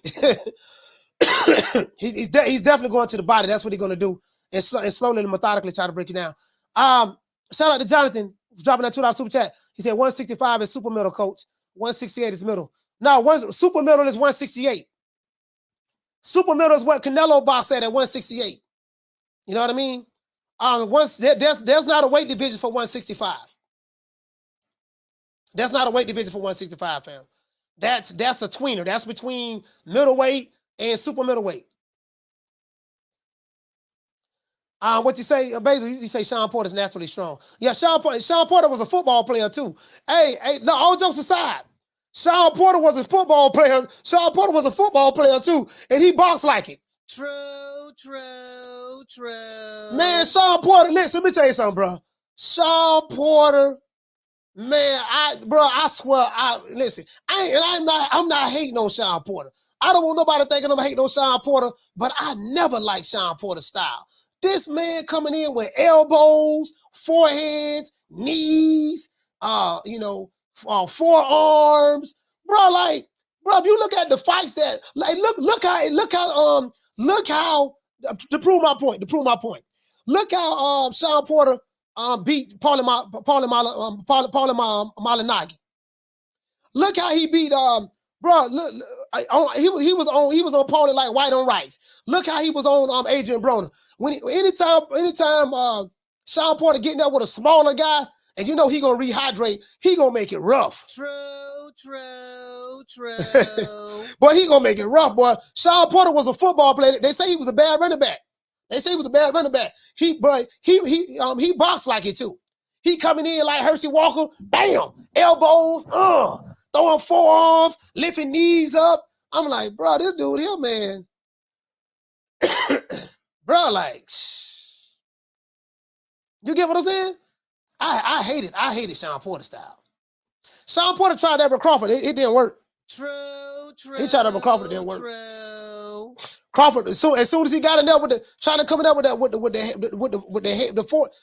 headbutts and the forearms, as soon as he got in there, Crawford grabbed him and tied him up and spent him. He grabbed him, tied him up, and spent him. And when Porter tried to muscle him, and he realized he couldn't move Crawford, and Crawford spent him, Crawford like letting him know, hey, look, man, this ain't. I already know what you're gonna do, Sean. This ain't gonna work. I think Sean seen that. Sean seen that, like, yeah, that shit ain't working. Shout out to Jamario. Hey, okay. Dropping that quarter over. Bam, dub on your boy. Super chat received. Playtime's over, boy. He said, Coach Gary Antoine Russell box just like Porter. Hey, Jamario, you hit the nail right on the head, fam. True. Anybody watch Gary Antoine Russell box? And I said this on my show several times, Jamario. I say Gary Antoine Russell fights just like Sean Porter. From the bar, there's a platform stage. People pimping, sharp as razor blades. Hey, Blunts, man, but listen, I ain't no Sean Porter hater, but I guess I am kind of on the low. Man, this dude here, man. This dude here, bro. Bro, like, this dude, Sean Porter fight like he got a football helmet on. Like, okay, we finna do the 32 dive. 32 dives is when you get a ball to the running back in the offensive line. They do something called trap blocking, where they trap block. Some in the NFL they call it zone blocking. But you trap block, and then the running back run through the two hole. You know what I mean, bro? Like, man, bro, that's how he fight, bro. I hate it, bro. Like, look how Sean Porter just maul you. He like a Tasmanian devil. You get what I'm saying? Like a Tasmanian devil. Shout out to Rice Eater. Hey, okay. Dropping that quarter over. Bam, double on your boy. Hey, Leroy. Super chat received. Playtime's over, boy. What did he say for him? He said, why do Spence fans think going to Crawford body is free? He said Porter got caught. His knockdown versus Crawford, him lunging in for a body shot against Crawford. But you know, Porter, I see what you're saying. And Porter was lunging in against Spence, and Spence was catching him too. You know what I mean? But I get what you're saying, though. Yeah, it's not gonna be as simple as, I'm gonna go to the body and the other dude ain't gonna be able to do nothing to the body. Nah, it ain't gonna be that simple. It ain't gonna be that simple. You get what I'm saying? There's a price to pay. Hey, what to say, logistical? You say Sean Porter fought everyone, though. Yes, he did. True. Yes, he did. Hey, the logical one. You hit the nail right on the head. Now, Sean Porter fought everybody. And Sean Porter has very good footwork. Sean Porter has very, very good footwork. I can't take that away from him. I didn't like his style now. But, boy, he had very good footwork. He fought everybody. He was physical. Oh, my Lord, he was physical. This dude here, boy, he coming through the hole like a running back. You know, coming through the hole, bam. But I seen him like rush in there, bam, and just headbutted him up like a fullback. Bam, once he came in there, he just went there. You know what I mean? I said, but you know what? Sean Porter's a big guy. As you saw on his wiki page, he started out his boxing career at 165. True. Yeah. That's you know, you get what I'm saying? That's a big dude. From the bar, there's a platform stage. People pimping, sharp as razor blades. Derek Choice, he said they try to take Crawford's win over Porter by saying Porter was not the same fighter that fought Errol. I mean, you know, at the end of the day, I mean, they can say what they want to say. The fact of the matter is we're going to find out July 29th. You get what I'm saying, Derek? We're going to find out July 29th. You know what I mean? Because some people would say, hell, man, you know, fucking Sean Porter had 3 losses already. Those are facts. Some would say that, hey, man, Sean Porter was Keith Thurman what's my main man name? Kell Brook leftovers. Keith Thurman leftovers. So he had losses already. And then I want to say Spence gave him his 3rd loss. And then Crawford gave him his 4th loss. You get what I'm saying? So, you know, that's what they like to say. You know how they like to say today, Derek, when you lose to somebody and you fight somebody who already had a loss, oh man, you fought somebody else's leftovers. You get what I'm saying? James Toney used to say that as well. True. James Toney used to say that as well. True. That's what James Toney used to say. You know what I mean? From the bar, there's a platform stage. People pimping, sharp as razor blades. Hey, what to say, Rice Eater, you say Porter mauled Berto. Oh, he did Berto dirty. He did Berto dirty. Man, Sean Porter, man, did Berto dirty, man. Like, man, headbutting, kneecaps, elbows, forearms, shoulders. I mean, bro, he man. You get what I'm saying? I'm like, bro, like, ugh. And Gary Antoine Russell the same way. Gary Antoine Russell, they just try to, now you know how you beat an overly aggressive fighter like that? Shout out to Shanu. Shah, what's going on, baby boy? He said EJ basically letting it be known he might be in trouble. He said it himself. He might be the stronger guy. Oh, I didn't know EJ said that. But what I'm saying is, Shah, you know how you beat those guys who so physical and overly aggressive? Footwork. True. If you see anybody, when you see a boxer get in the ring with someone that's very, very physical, a lot of times the boxer always beat the guy that's big, strong, that's just very, very physical. You know what I mean? Because a lot of those guys, they don't have the footwork like that. You know what I mean? Footwork is a component in boxing. It's a skill set in boxing that is often overlooked. When I look at a fight, I look at the person's footwork, who he fought, what type of footwork that person he fought have, and stuff like that. I look at all of that. I like the footwork is very, very, very, very important to me. What does this guy like to do best? Okay, this is what he normally does. You know, because the fighter gonna stay true to who they are. You know, you have some fighters, I just have this one style, I'm going to impose my will on you. And then you have other fighters, they have multiple things they can do. Like you have some fighters, I look at fighters like a mechanic. You got some mechanics, they have a screwdriver, or they have grip pliers, but they really, really good at using that screwdriver. They're really, really good at using those grip pliers. They're really, really good at using that flathead, or they're really, really good at using that chisel hammer, or just a regular hammer. They really good at that. Like they mastered that.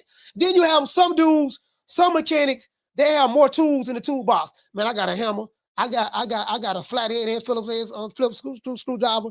Now I got every type of tool you can think of, they got all of that. You get what I'm saying? So, you know, some fighters are, you know, it is what it is.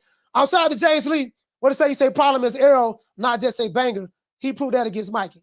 Yeah. He proved that against Mikey, but let's keep it in its proper perspective. Mikey was a little guy, lightweight, 5'6". Mikey the same height I am. Errol Spence 5'10", longer arm reach, this and that. So you get what I'm saying. And but you're right about that. He did prove that against Mikey, but he only did that against Mikey. You know what I mean? I want to say, Capsule, you say footwork and understanding pace. Yeah, understanding the pace, controlling the distance, you know, set the pace. Because certain fighters like to fight at a set pace.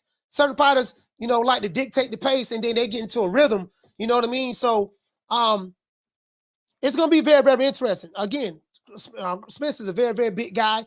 You know, maybe he would be able to impose his sure size on Crawford, and maybe Crawford will wilt at the sure size and punch volume of Errol Spence. Maybe he'll wilt under that pressure.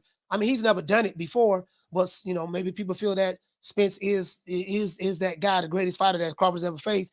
And there's nothing wrong with that. What I do like about it is July 29th, we're gonna find out. We ain't got it. The talking is over. Shout out to Rice Eater. Hey, okay. Dropping that quarter over. Bam, dub on your boy. Hey, Leroy. Super chat received. Playtime's over, boy. He say Spence versus Crawford equals Chavez versus Sweet Pea. I won't say I won't compare Crawford to Sweet Pea. Sweet Pea was a whole nother animal. Like Pernell Whitaker, I ain't seen nobody have footwork like him, bro. Pernell Whitaker has some hell of a footwork. I think the closest thing to someone I've seen have footwork like Sweet Pea in today's time.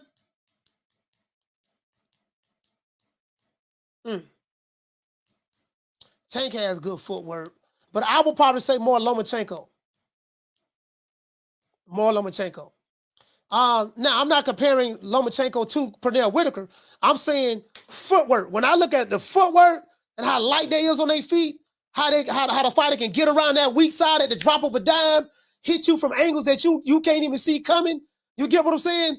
That's what I'm looking at. That's what I'm looking at. Like look at fighters and look at how they get around the weak side. There's very few fighters that I've seen can get around that weak side, like Pernell Whitaker. Pernell Whitaker get around that weak side, and you turn around, bap, you don't got hit with something. He don't pull your trunks down and then walk back to his corner before you even realize what's going on. You get what I'm saying? So, yeah. So, but I won't compare Crawford to that, but he has damn good footwork. He has a lot of tools in his toolbox. He has a lot of tools in his toolbox. Absolutely. Shout out to Keenan. You say Errol is a force though, but he's going to open up too much when it gets mid-range. Yeah, but what the counter-punching is going to be like as well. You get what I'm saying? You know, so. What do you say? You say, Coach, Tank versus Tommy Hearns. Tank versus Tommy Hearns. Tommy Hearns. Shit, Tommy Hearns all day. 7 days a week and twice on Sundays. I mean, that's old school, though. That's fantasy, man. I mean, that's just fantasy. Shit, Tommy Hearns would not be fucked with. Yeah, you know what I mean? That's fantasy, though, but. Yeah, I don't like these fighters today. I like to leave them here. There's no comparison to the old school guys. But, yeah, I'm like, shit. Any of these guys against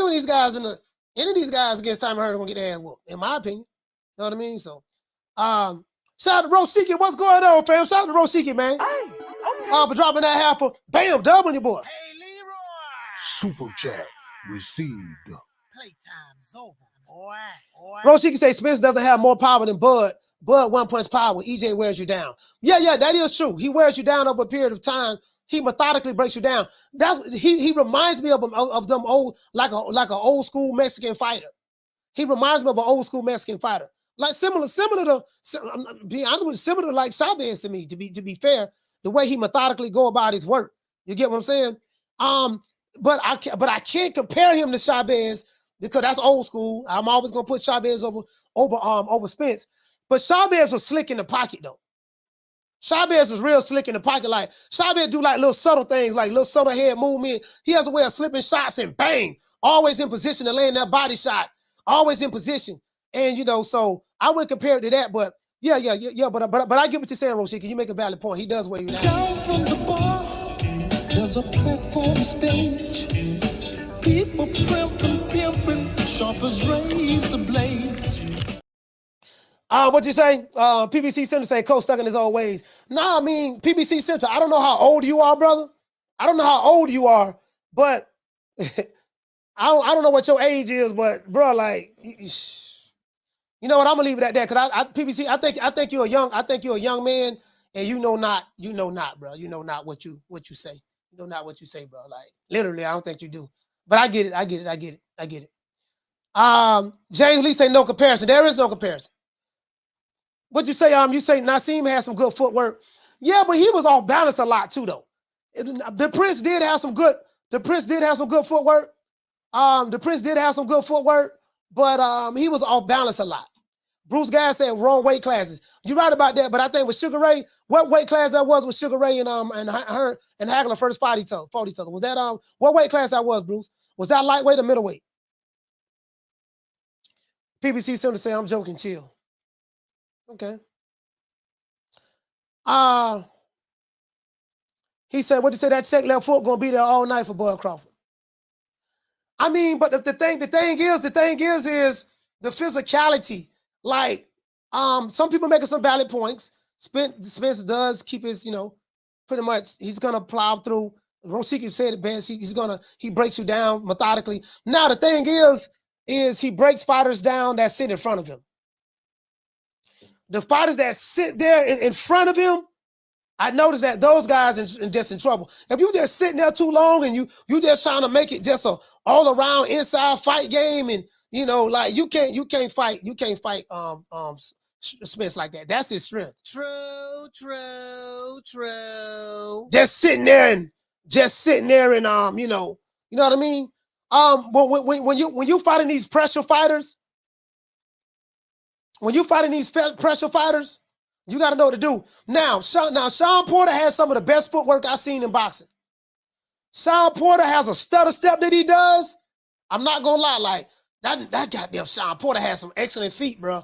Now his style was fullback, but he has some excellent feet. The way Sean Porter had very, very quick feet.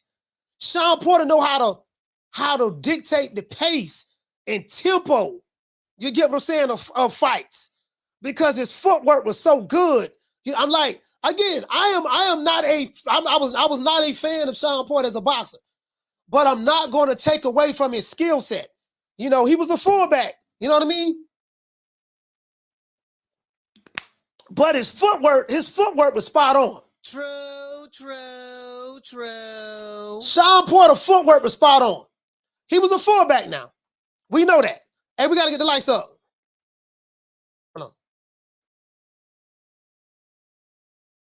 He was a fullback now. Sean Porter was a fullback.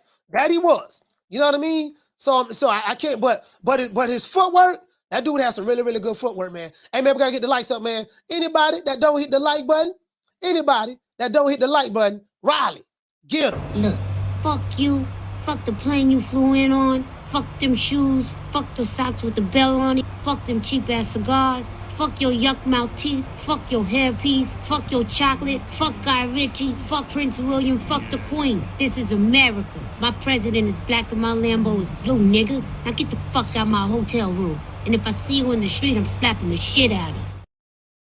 Rosicki hit the nail right on the head. Rosicki say the best way to beat a straight line fighter like Spence is to turn him, make him reset. Yeah, you gotta come at him in angles. Spin him, turn him. Because Spence is a straight line fighter. He is a straight line fighter. He is what you see is what you get. He is a straight line fighter. Shout out to Fonz Jones. What's going on, fam? Dropping that $2 super chat. He said EJ lunges into punches. Won't work with Bud. I don't know. I mean, again, he is a straight line fighter, and that's why I say, works behind the jab. I mean, again, he reminds me. You know what I would say? I would say that if I was comparing him to a basketball player, I would compare him to Tim Duncan. Tim Duncan, what they call Tim Duncan, Mr. Fundamentals. Tim Duncan did it, he was very, very fundamental. You get what I'm saying? Very, very fundamental. He said, what you say, Mike Jones say, this fight gonna go like Hagler Hearns, with Spence being Hagler and Crawford being Hearns with the power. He said Hearns' power didn't phase Hagler. Hagler has power as well. And I don't see this fight being Hagler and Hearns. Because Crawford is not a Hearns, and Spence is not a Hagler. You know what I mean? I don't see it being that, Mike Jones. To be honest with you, you know what I mean. If that's the way you see it, fine. But I don't see that at all. Like stylistically, Crawford and Hearns don't fight nowhere near alike at all. You know what I mean? And Hagler, I don't see no Hagler and Spence at all. To be honest with you. Down from the bar. There's a platform stage. People pimping, sharp as razor blades. Shout out to Raphael. Hey, okay. For dropping that quarter over. Bam, dub on your boy. Hey, Leroy. Super chat received. Playtime's over, boy. He said old school fighters like Bigger was ready to die. The reason why I don't like comparing the old school a lot is because it was a different criteria as well. Down from the bar, there's a platform stage. People pimping, sharp as razor blades. Yeah, you know what I mean. There's no comparison. 15 rounders. You know what I mean. There's no comparison. There's no comparison. You get what I'm saying? I'm just saying to me. Keenan said wasn't Hagler a switch hitter? Yeah, Hagler was a switch hitter. Hagler fought southpaw and orthodox. You know what I mean? He fought in the open hand stance and the closed hand stance. So I don't see Spence being Hagler at all, especially as related to that. But I get what Mike is trying to say. Carla, what's your name? Where you calling from? What's up, Coach? It's your inevitable D Block, D Town, D City, D-Ville, Baltimore. D Block, talk to me. Well, Coach, I mean, I know you don't like to compare legendary fights or legendary fighters, but now I think I said this once too many, but I really feel like this time I hit the nail on the coffin.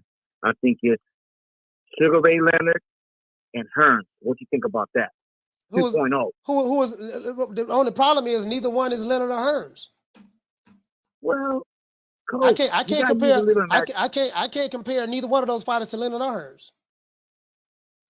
You know what? I'm saying that, maybe I came at it the wrong way, Coach. I'm so sorry, man. Maybe next time I should just be more definite what I'm doing or what I'm saying. The hype that, these guys are undefeated. They're the top dogs in the division. Ain't nobody near or close to them. I mean, Bud, Errol, that's all you need to know about, right? I mean, I'm saying the hype. And once it starts getting close, Coach, it's going to get even better. You know what I mean? I really do think this fight makes at least 800,000 pay-per-view. I mean, that's just me on that aspect of it. I mean, the intent, people are going to be into it. Everybody's going to want to be at that fight. You know this. I mean, like you said, Coach, this is for the hardcore fans. Yeah, this is a generation fight. This is a once-in-a-generation fight. The reason why is because all the marbles on the line. The last time we had an undisputed champion in the welterweight division was Zab Judah. Zab Judah was the last time we had an undisputed welterweight, undisputed champion.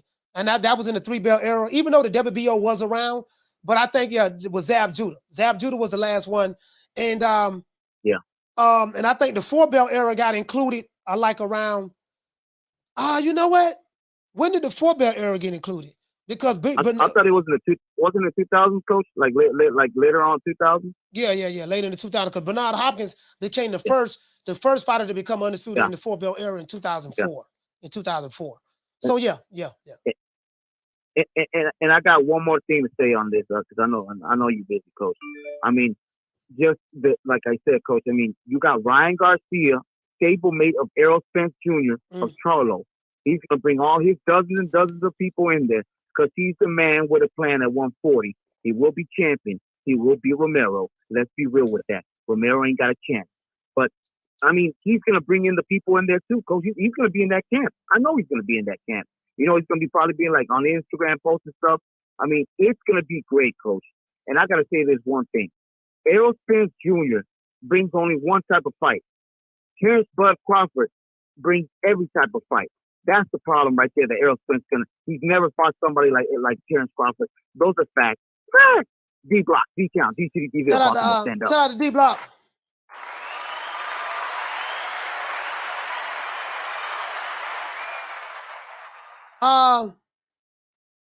Shout out to Mike Jones. Hey, okay. Dropping that quarter of a bam dub on your boy. Hey, Leroy. Super chat received. Playtime's over, boy. What did he say? He said Spence volume punching, body punching, and tenacity is similar to Hagler. Crawford's footwork and power was similar to Hearns. Hearns don't have better footwork than Crawford. If that's your assessment, if that's your assessment, fine. But if you want to compare, if you're comparing the body punching and the tenacity of Hagler, I give you that. I give you that right there. Julio Cesar Chavez as well was very tenacious. Very tenacious.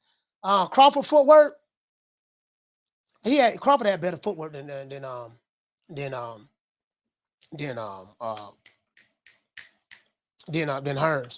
Now Sugar Ray had some damn good footwork.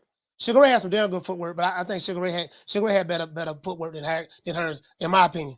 Caller, what's your name? Where you calling from? Hi, how you doing? This is Jay from Texas. Jay from Texas, talk to me. Hi, how you doing? Yeah, this is my first time calling into your show, and I just wanted to speak my mind about the Crawford and Errol Spence fight. I've been following both for a couple of years, and my conclusion is that you're a fucking coon, and fuck you, Terence Crawford will whoop your ass and everybody you know. Hey, you sound like, you know what you sound like? You sound like E-Money.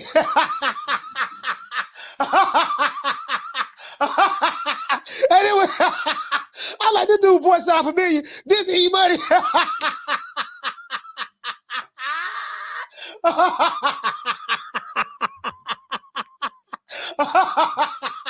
Hey, this is the same dude. This E-Money. Hey, I said, this dude voice sound familiar. They did that. Boy, I heard. I said, that was E-Money. He said, it's Jay from Texas. So we got Jay from Texas, a.k.a. E-Money.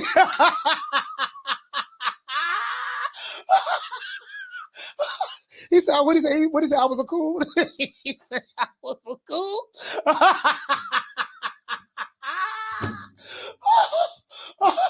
He said I was a cool.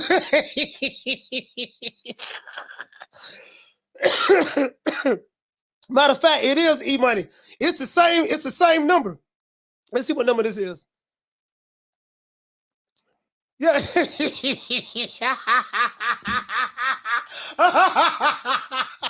It's the same number.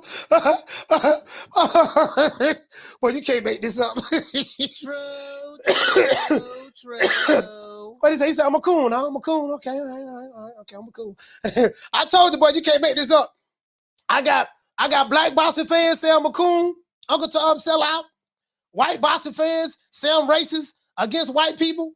I have some Mexican boxing fans say I'm Mexican. I'm racist against Hispanics. Which one it is? True. Three groups saying three different things. I can't make this up. That shit was funny though. He said I was a coon. He said, I think you're a coon. He said, I think you're a coon. Hey, what's going on? Hey, I think you're a coon. You know what I mean? I don't like you, buddy. I'm from Texas. I'm like, bro, I don't know what it is, man. You can't make this up. We the Charlo twins. We known for calling everybody out. Please call these people out. Listen, the whole world's looking at you. Call these people out, What's please. up? It's the Jamal the Hitman Charlo. Let's get it. Who want it? Name them names, man. They know who they is. Name them names, please. The names need to be named. They know who they is. The Mexican monster. Mexican monster. Nello. Hey, niggas crazy. I ain't gonna lie, boy. I do kind of like when trolls calling. Call what's the name you calling from? Coach, it's D-Block 2 times, man. I'm gonna tell you something, Coach. I'm sorry for calling back, but that's the second time they do that shit to me, Coach. What's that? Right behind me when I call you, these motherfuckers call right after me, and then you know what I mean. They say all this Uncle Tom kind of shit, man. So I want to say something right now. Let it be clear. I know people are probably thinking, and if they ain't thinking, that's okay. These motherfuckers better stop calling behind me, because I don't want them to. Coach. I don't want you to think I ain't got shit to do with that, Coach. I am under the Coach Malachi protection plan. I'm grateful for that. I promise you, Coach. And I guarantee my soul and my life to the show. And believe me, these motherfuckers. Hold on, man. Hold on. You going too far. Go ahead, man. You talking about your soul and come on, D-Block. Now you coming on out. I don't know about all that. Damn, now come on, D-Block. I think you jumping out the window a little bit too much. We trip. I smoke a little bit too wood. No. What I'm trying to say. What you smoking, Reggie? You over there smoking, Reggie? Hell yeah. You already know how it is, Coach. You said hell yeah. Sometimes this nigga over here smoking Reggie, man. Coach, the economy is stressful right now, man. Come on, man. Give us a little bit of time, you know what I mean, until we get up to the superior week. But what I'm trying to say, Coach, is this guy said he was from Texas. Did you hear that? Yeah. He say from Texas. That's what he said. Ain't no way a real Texan is gonna call and hang up on you like that. So if he is, he probably came from another side. Probably came from California, Nevada, or somewhere else. Because believe me when I say this, everybody from Texas, we stand by our word, and we're gonna stay there and take the punches. And this motherfucker ain't from Texas. D-Block, D-Town, D-Town. Shout out D-Block. Man, D-Block, man. Y'all got my dog D-Block smoking Reggie. Y'all got D-Block over there, man. Hey, you know what, D-Block? I'm gonna try to make sure. Hey, what he say? James Lee say he's smoking wood. Hey, we gotta do. And let's put some money together, man, let's put some money together and see can we get D-Block some good gas to smoke on, man. I don't want to see my dog smoking. I don't want to see my dog smoking Reggie, man. True. Hey, what Blunts at? Hey, Blunts. What my dog at from B-More? There you go, Blunts. We gotta send D-Block some of that good green. We gotta send D-Block some of that good green, dog, because we gotta send him some good green, dog. I don't want no smoking Reggie. I don't want nobody in the chat. As a matter of fact, if I ever run for office and I become a member of Congress or something of that sort, anybody, listen, Reggie would be outlawed. It would be against the law for anybody to smoke Reggie. If you vote for me, if you vote for me to be the mayor of your city, I will pass a law that will outlaw Reggie. Anybody getting caught with Reggie, automatic 30 days in jail for the first violation. If you get caught smoking Reggie again, 60 days in jail for the second violation. And if you get caught smoking Reggie for a third time, you're going to get a whole 90 days in jail for smoking Reggie. You know what I mean? 30 days each violation. Shout out to Vice Boxing for dropping that $2 super chat. He said, I vote for E-Money for a Hater of the Year, coach. I got a couple of them, man. Hey, Vice, I got a couple of them. He said, I think you're a coon. Hey, he said, he think I'm a coon. Hey, you know what? All jokes aside, hey, Knockdown 305. Of all of my years, in the pro-black movement, in the Nation of Islam, all of my debates with the Hebrew Israelites, the Sunni Muslims, the Orthodox Muslims, the Christians, and stuff like that. The first time I've ever been called a coon is when I started a YouTube channel. God damn it, nigga, you're a coon. Nigga, you're a coon. Matter of fact, you better not show up to the fight. Pull up. Like, bro, like, you can't. These are kids, though. When I say someone's a kid, I'm saying someone in their 20s. These dudes in their 20s, you can hear it in their voice. He in his 20s. He in his 20s, that's all. You know, he's a little kid. He's a young kid. Young man. He ain't figured it out yet. He broke, ain't got no money. I can tell you that right now. That nigga broke. He broke, ain't got no money. Living with his mama. He broke, ain't got no money living with his mama. I can pretty much guarantee you that. Because I know that I did a psychological profile on these dudes. I know these guys very well. I studied them. And I know which communities they come from. They come from LDBC. They come from H-Money. They come from South Paul. They come from Fagnon. And they come from Shigo. They come from Doodoo Brown. And they come from, what the other nigga name? Yeah, they come from them. That's where they come from. I know exactly where they come from. And I know every last one of them. And what they say? $100 an ounce? Hey, boy, you already know, boy. True. D-Block. But I'm gonna have to sing you something, dog. I'm about to sing. Hey, what Blunt said? Blunts, I know Blunt's got some gas over there. D-Block, I'm about to sing you something, dog. I don't want my dog D-Block smoking no more Reggie. As a matter of fact, we gonna put together some money to make sure, D-Block don't smoke no more Reggie. He says that weed. Hell yeah, it's weed. Shit, what you think it is? Well, right, it's weed. Yeah. And so here's the motherfucking weed. Shit. You know what I mean? You motherfucking right. And I'm talking about gas too. This ain't no Reggie. This ain't no Reggie here, boy. This here that Michael Jordan. I got that Air Jordan. I ain't got no Reggie Miller. I got that Air Jordan. You know what I mean? That's what I got. Shout out to Blunts. He said Reggie Blunts. I now call D-Block Blunts. Oh, man. Hey, Blunts, we gotta help my dog, man. Ali, what did he say? He said, Coach, he looking for a daddy.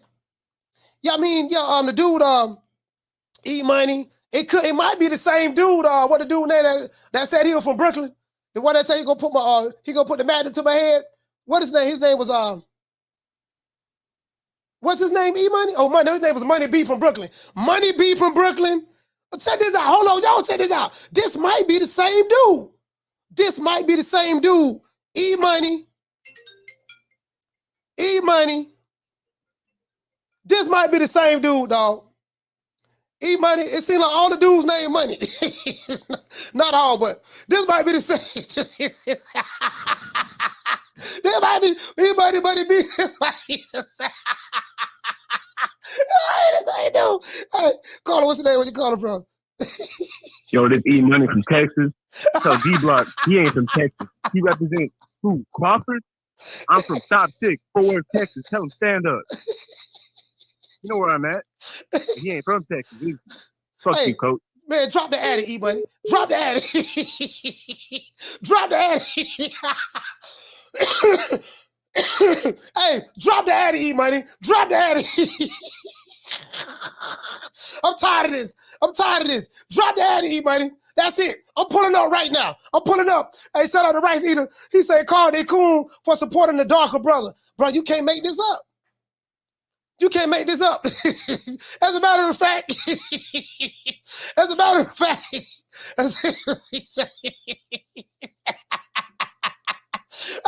everybody, I'm putting up on you right now. I'm finna call the boys. Dumbass nigga slipping like we not on his ass. Are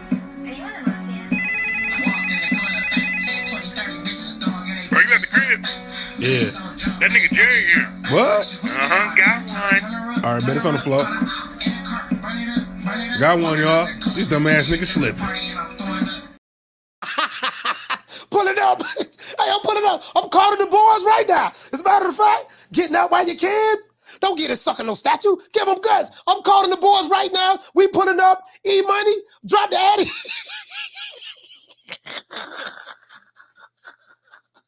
Tell that nigga to drop the addy right now. Drop it. Drop the addy. You know what I mean? It's gonna be a whole bunch of old niggas. There's gonna be a whole bunch of old niggas in their 40s. We pulling up. Hey, it's gonna be a whole bunch of old niggas in their 40s. We pulling up. I'm tired. I'm gonna reverse it. Any young nigga call me, threatening me, we flipping it. We pulling up on y'all. Now I am the #1 contender. I'm tired of James the Poodle, Grim Reaper, whatever you want to call himself, ducking me. All right, I'm tired of man driving around town in 8 Rolls Royces. He ain't fought nobody. I'm still in a bro hand.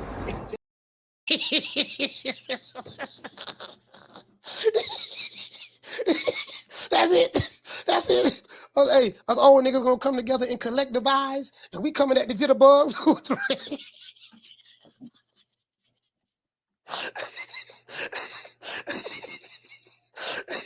And we coming at the jitterbugs. I'm tired of this.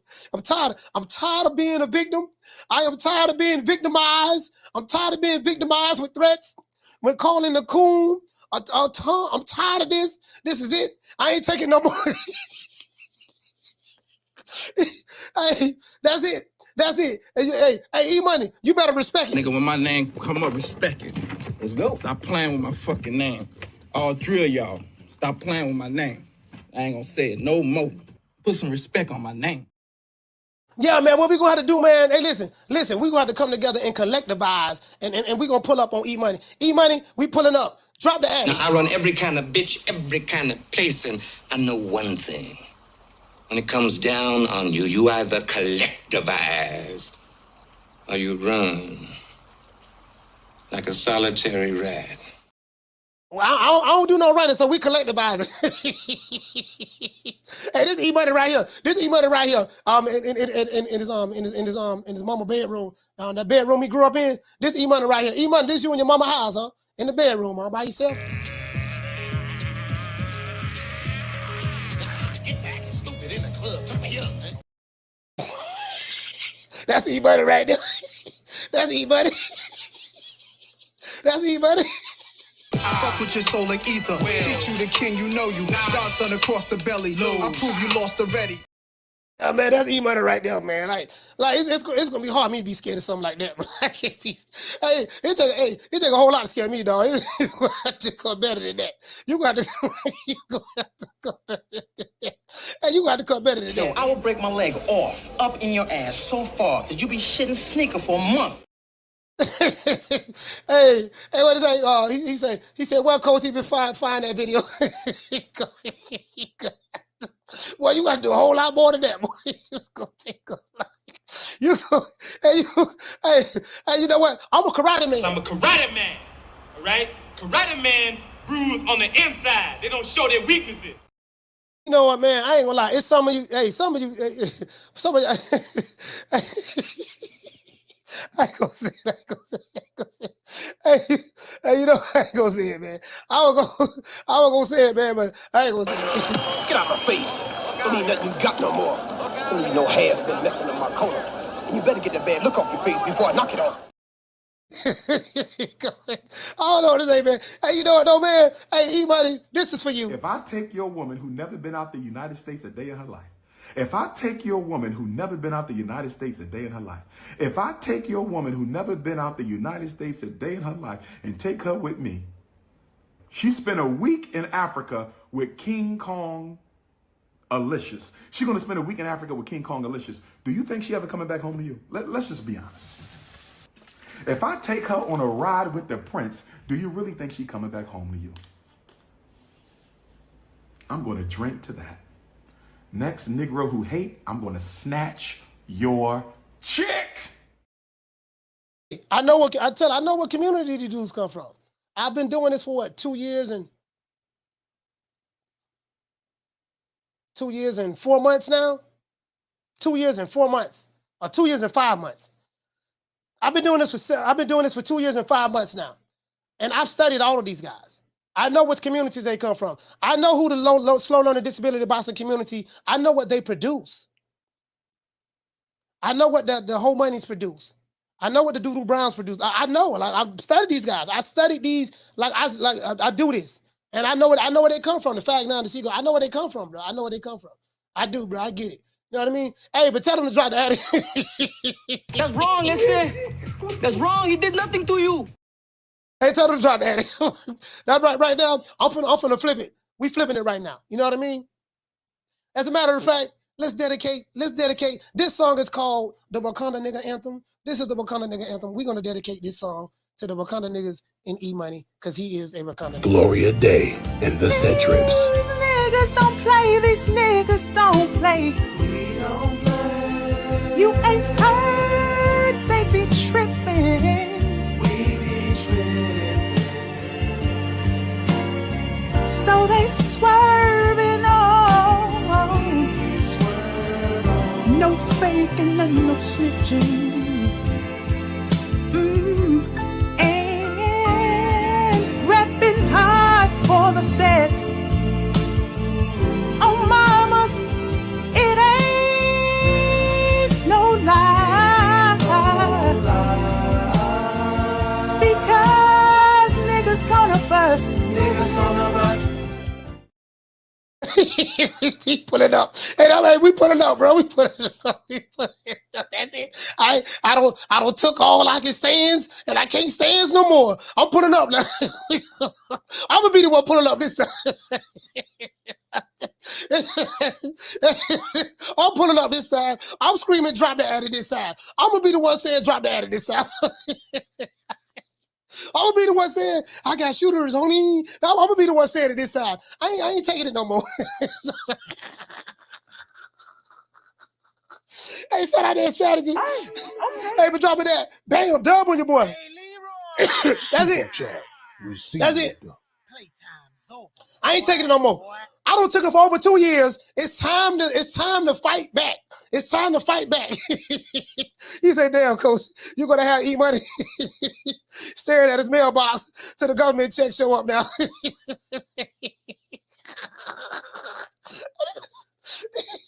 He said he from Texas. Hey, boy, he making Texas look bad right now, boy. You know, he probably ain't even from Texas. Down from the bar, there's a platform stage. People pimping, sharp as razor blades. He probably ain't from me. You know, y'all think he from Texas? Now, if you from Texas, you can probably say, no, he ain't from Texas. I don't know, boy. Hey, listen. Now, he might be from Texas because a lot of my threats have came out of Texas. A lot of my threats, well, not a lot. I can't say that. I can't say that. New York might be front runner. New York, yeah, New York and Texas. Yeah, New York and Texas. Think about it. Hey, PBC Central. New York and Texas is the front runner. Boy, New York and Texas, boy, you know, and I was in Texas. That's crazy because I was in Texas, man. And, you know, the people in Texas showed me a whole lot of love. Going back to Texas, too. I was in San Antonio, to be exact. You know what I mean? So, you know, I got to go to Dallas. I got to go to Dallas to see my daughter. I have a daughter live in Dallas, but you get what I'm saying? I'm going to go to Dallas. But, yeah, man, you know, the people, they show me love, so I don't know. Hey, Texas, hey, shout out to Retro. Retro, what's going on, man? Hey, shout out to Shadow Ghost. What's going on, man? Retro, what's happening, fam? The logical one, what's going on? He out of here. Peace, man. Salute, fam. He say, Coach, what did he say? Donnie T say, Coach pulling up, but with whippings. He say, bean pies and bow ties. Hey, man. I ain't gonna lie, but he do have me laughing, but they funny. They do have me laughing. They funny. I ain't gonna lie. This shit is funny though. You get what I'm saying? Like you can tell broke nigga got too much time, bro. Cause I refuse to believe that a grown man who has a job, who has kids, wife, girlfriend, family to take care of, has time to call a nigga all day when he go live and threaten him. True.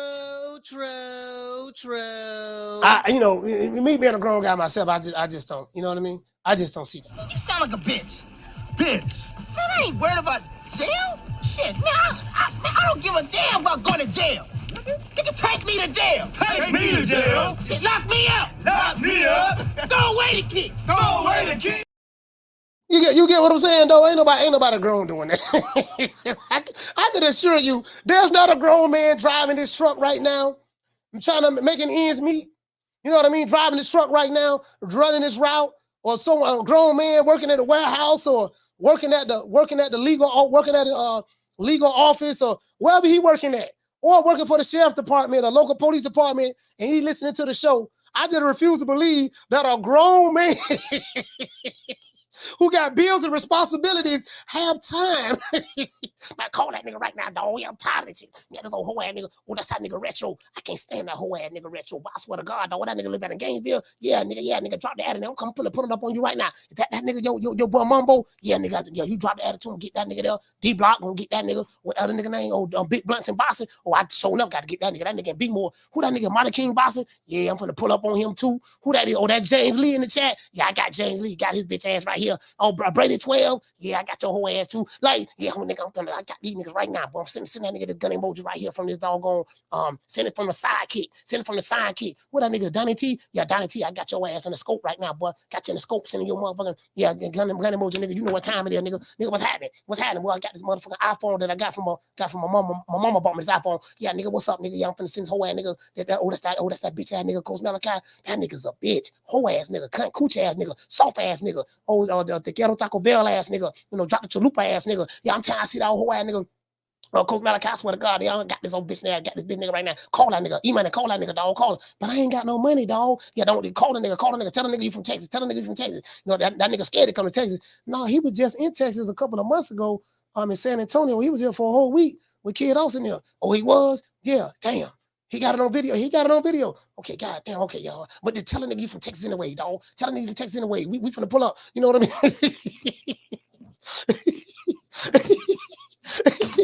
Tell a nigga, dog. Just tell him.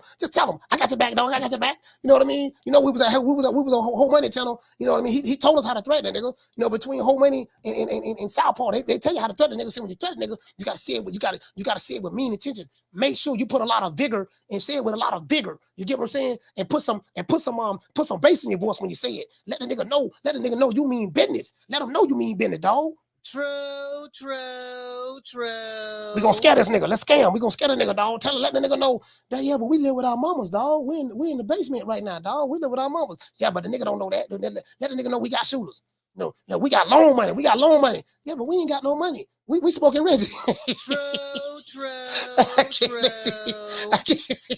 make this shit, dog. Bro, like, hey, Retro, I had a jitterbug call me. He said he called me today, said I was a coon. He called me a coon on Friday, and now he calling me a coon on Monday. At least he being consistent. True. At least he being consistent. At least he called me a coon Friday, and he called me a coon today. So at least he being consistent. He being consistent with the coonery. he being consistent with the coonery. You get what I'm saying? Let's give everybody a round of applause. Hey, I had to start the show early today, guys, because I got a training. I have a marketing class I'm doing. So I got some good stuff, man. So I got a training to do. That's why I started the live at 2 o'clock. We will be back on tomorrow at the regular scheduled time at 3 o'clock Eastern Standard Time. You know what I mean? From this point forward, if anyone, y'all send the memo out right now. Bloods, Martin King, JC, everybody in the chat. Let everybody, y'all go around the different platforms and let them know. If any jitterbug, tell all the jitterbugs from this point forward, Coach Malachi ain't taking it no more. Anybody call me, threatening me, I want them to drop the addy. Let them know that Coach Malachi say you gonna drop the addy and I'm pulling up. Let them know I'm pulling up. As soon as they drop the addy, I will be in their city and I'm coming to their doorstep to let them know that. So let everybody know that Coach is looking for addies. I'm looking for addies. I'm looking for addies. I got shooters. As a matter of fact, y'all want to see my shooters? Y'all want to see my shooters? I got some shooters right here. Anybody want the smoke? I got them right Dumbass nigga slipping like we not on his ass. Are you at the crib? Yeah. That nigga Jerry here. What? Got one. All right, bet it's on the floor. Got one, y'all. This dumbass nigga slipping. Pull it.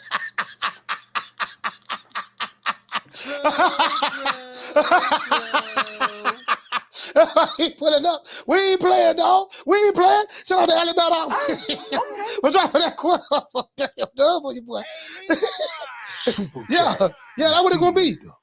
Yeah, from this point forward. Anybody call me a coon, a sellout, threatening me, guess what? I'm pulling up. Drop the ad and let everybody know. Coach Malachi is looking for the smoke. I'm looking for addresses. I'm looking for addies. Hey, look, I'm tired of this shit. He said on the Alabama, I'm dropping that quarter of a dog. He said he came in late, Coach. He said just here minutes ago, and the same killer months back that was coming for you got lost and couldn't find the state of Nebraska. I'm just saying, dog. You know what? Normally, I got to give a special shout out. All praise is due to the Most High, the Most Exalted, Mr. Al Heyman. Well, I guess I gotta be like everybody else and saying Al Heyman. I can quit my job now, baby. 6 figures, baby. You feel me? But a name. Do you have a name? Oh, nah, I ain't got no name, Name them names, man. They know who they is. Name them names, please. Them names need to be named. They know who they is. The Mexican monster. That's it. I don't have enough. I'm pulling up. I'm pulling up. I don't have enough. Hey, matter of fact, anybody who think Coach a coon and don't like me, Riley, get him. Fuck you. Fuck the plane you flew in on. Fuck them shoes. Fuck the socks with the bell on it. Fuck them cheap ass cigars. Fuck your yuck mouth teeth. Fuck your hairpiece. Fuck your chocolate. Fuck Guy Ritchie. Fuck Prince William. Fuck the Queen. This is America. My president is black and my Lambo is blue, nigga. Now get the fuck out my hotel room. And if I see you in the street, I'm slapping the shit out of you. And normally we like to go out with the Haney dance, you know what I mean, and stuff like that. But you know what? Today we gonna do something different. Today we gonna hit it with plies. You wanna argue? I can't argue with you. You mad. Look at you. You mad. I don't get paid to argue with you. Who is you? You ain't nobody. And as a matter of fact, we're gonna put the cherry on top. Let's go ahead, man, and sing. This is the Wakanda nigga anthem. This is for you guys. E-Money, this is for you, brother. I got my goons. We pulling up, and guess what? We bust. Gloria Day and the Set Trips. These niggas don't play. These niggas don't play. We don't play. You ain't heard. They be tripping. We be tripping. So they swerving on. We swerve on. No faking and no snitching.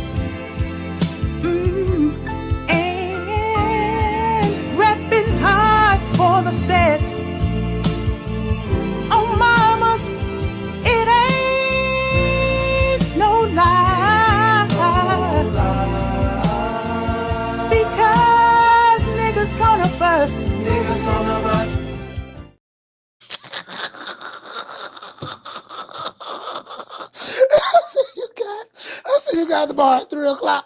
I'm gonna see you guys tomorrow at 3 o'clock Eastern Standard Time, man. We're gonna be back on at 3 o'clock. I got a training to go to, man. You know my motto, don't beat me there, beat me there. Man, I'm out of here, bro. Let's go.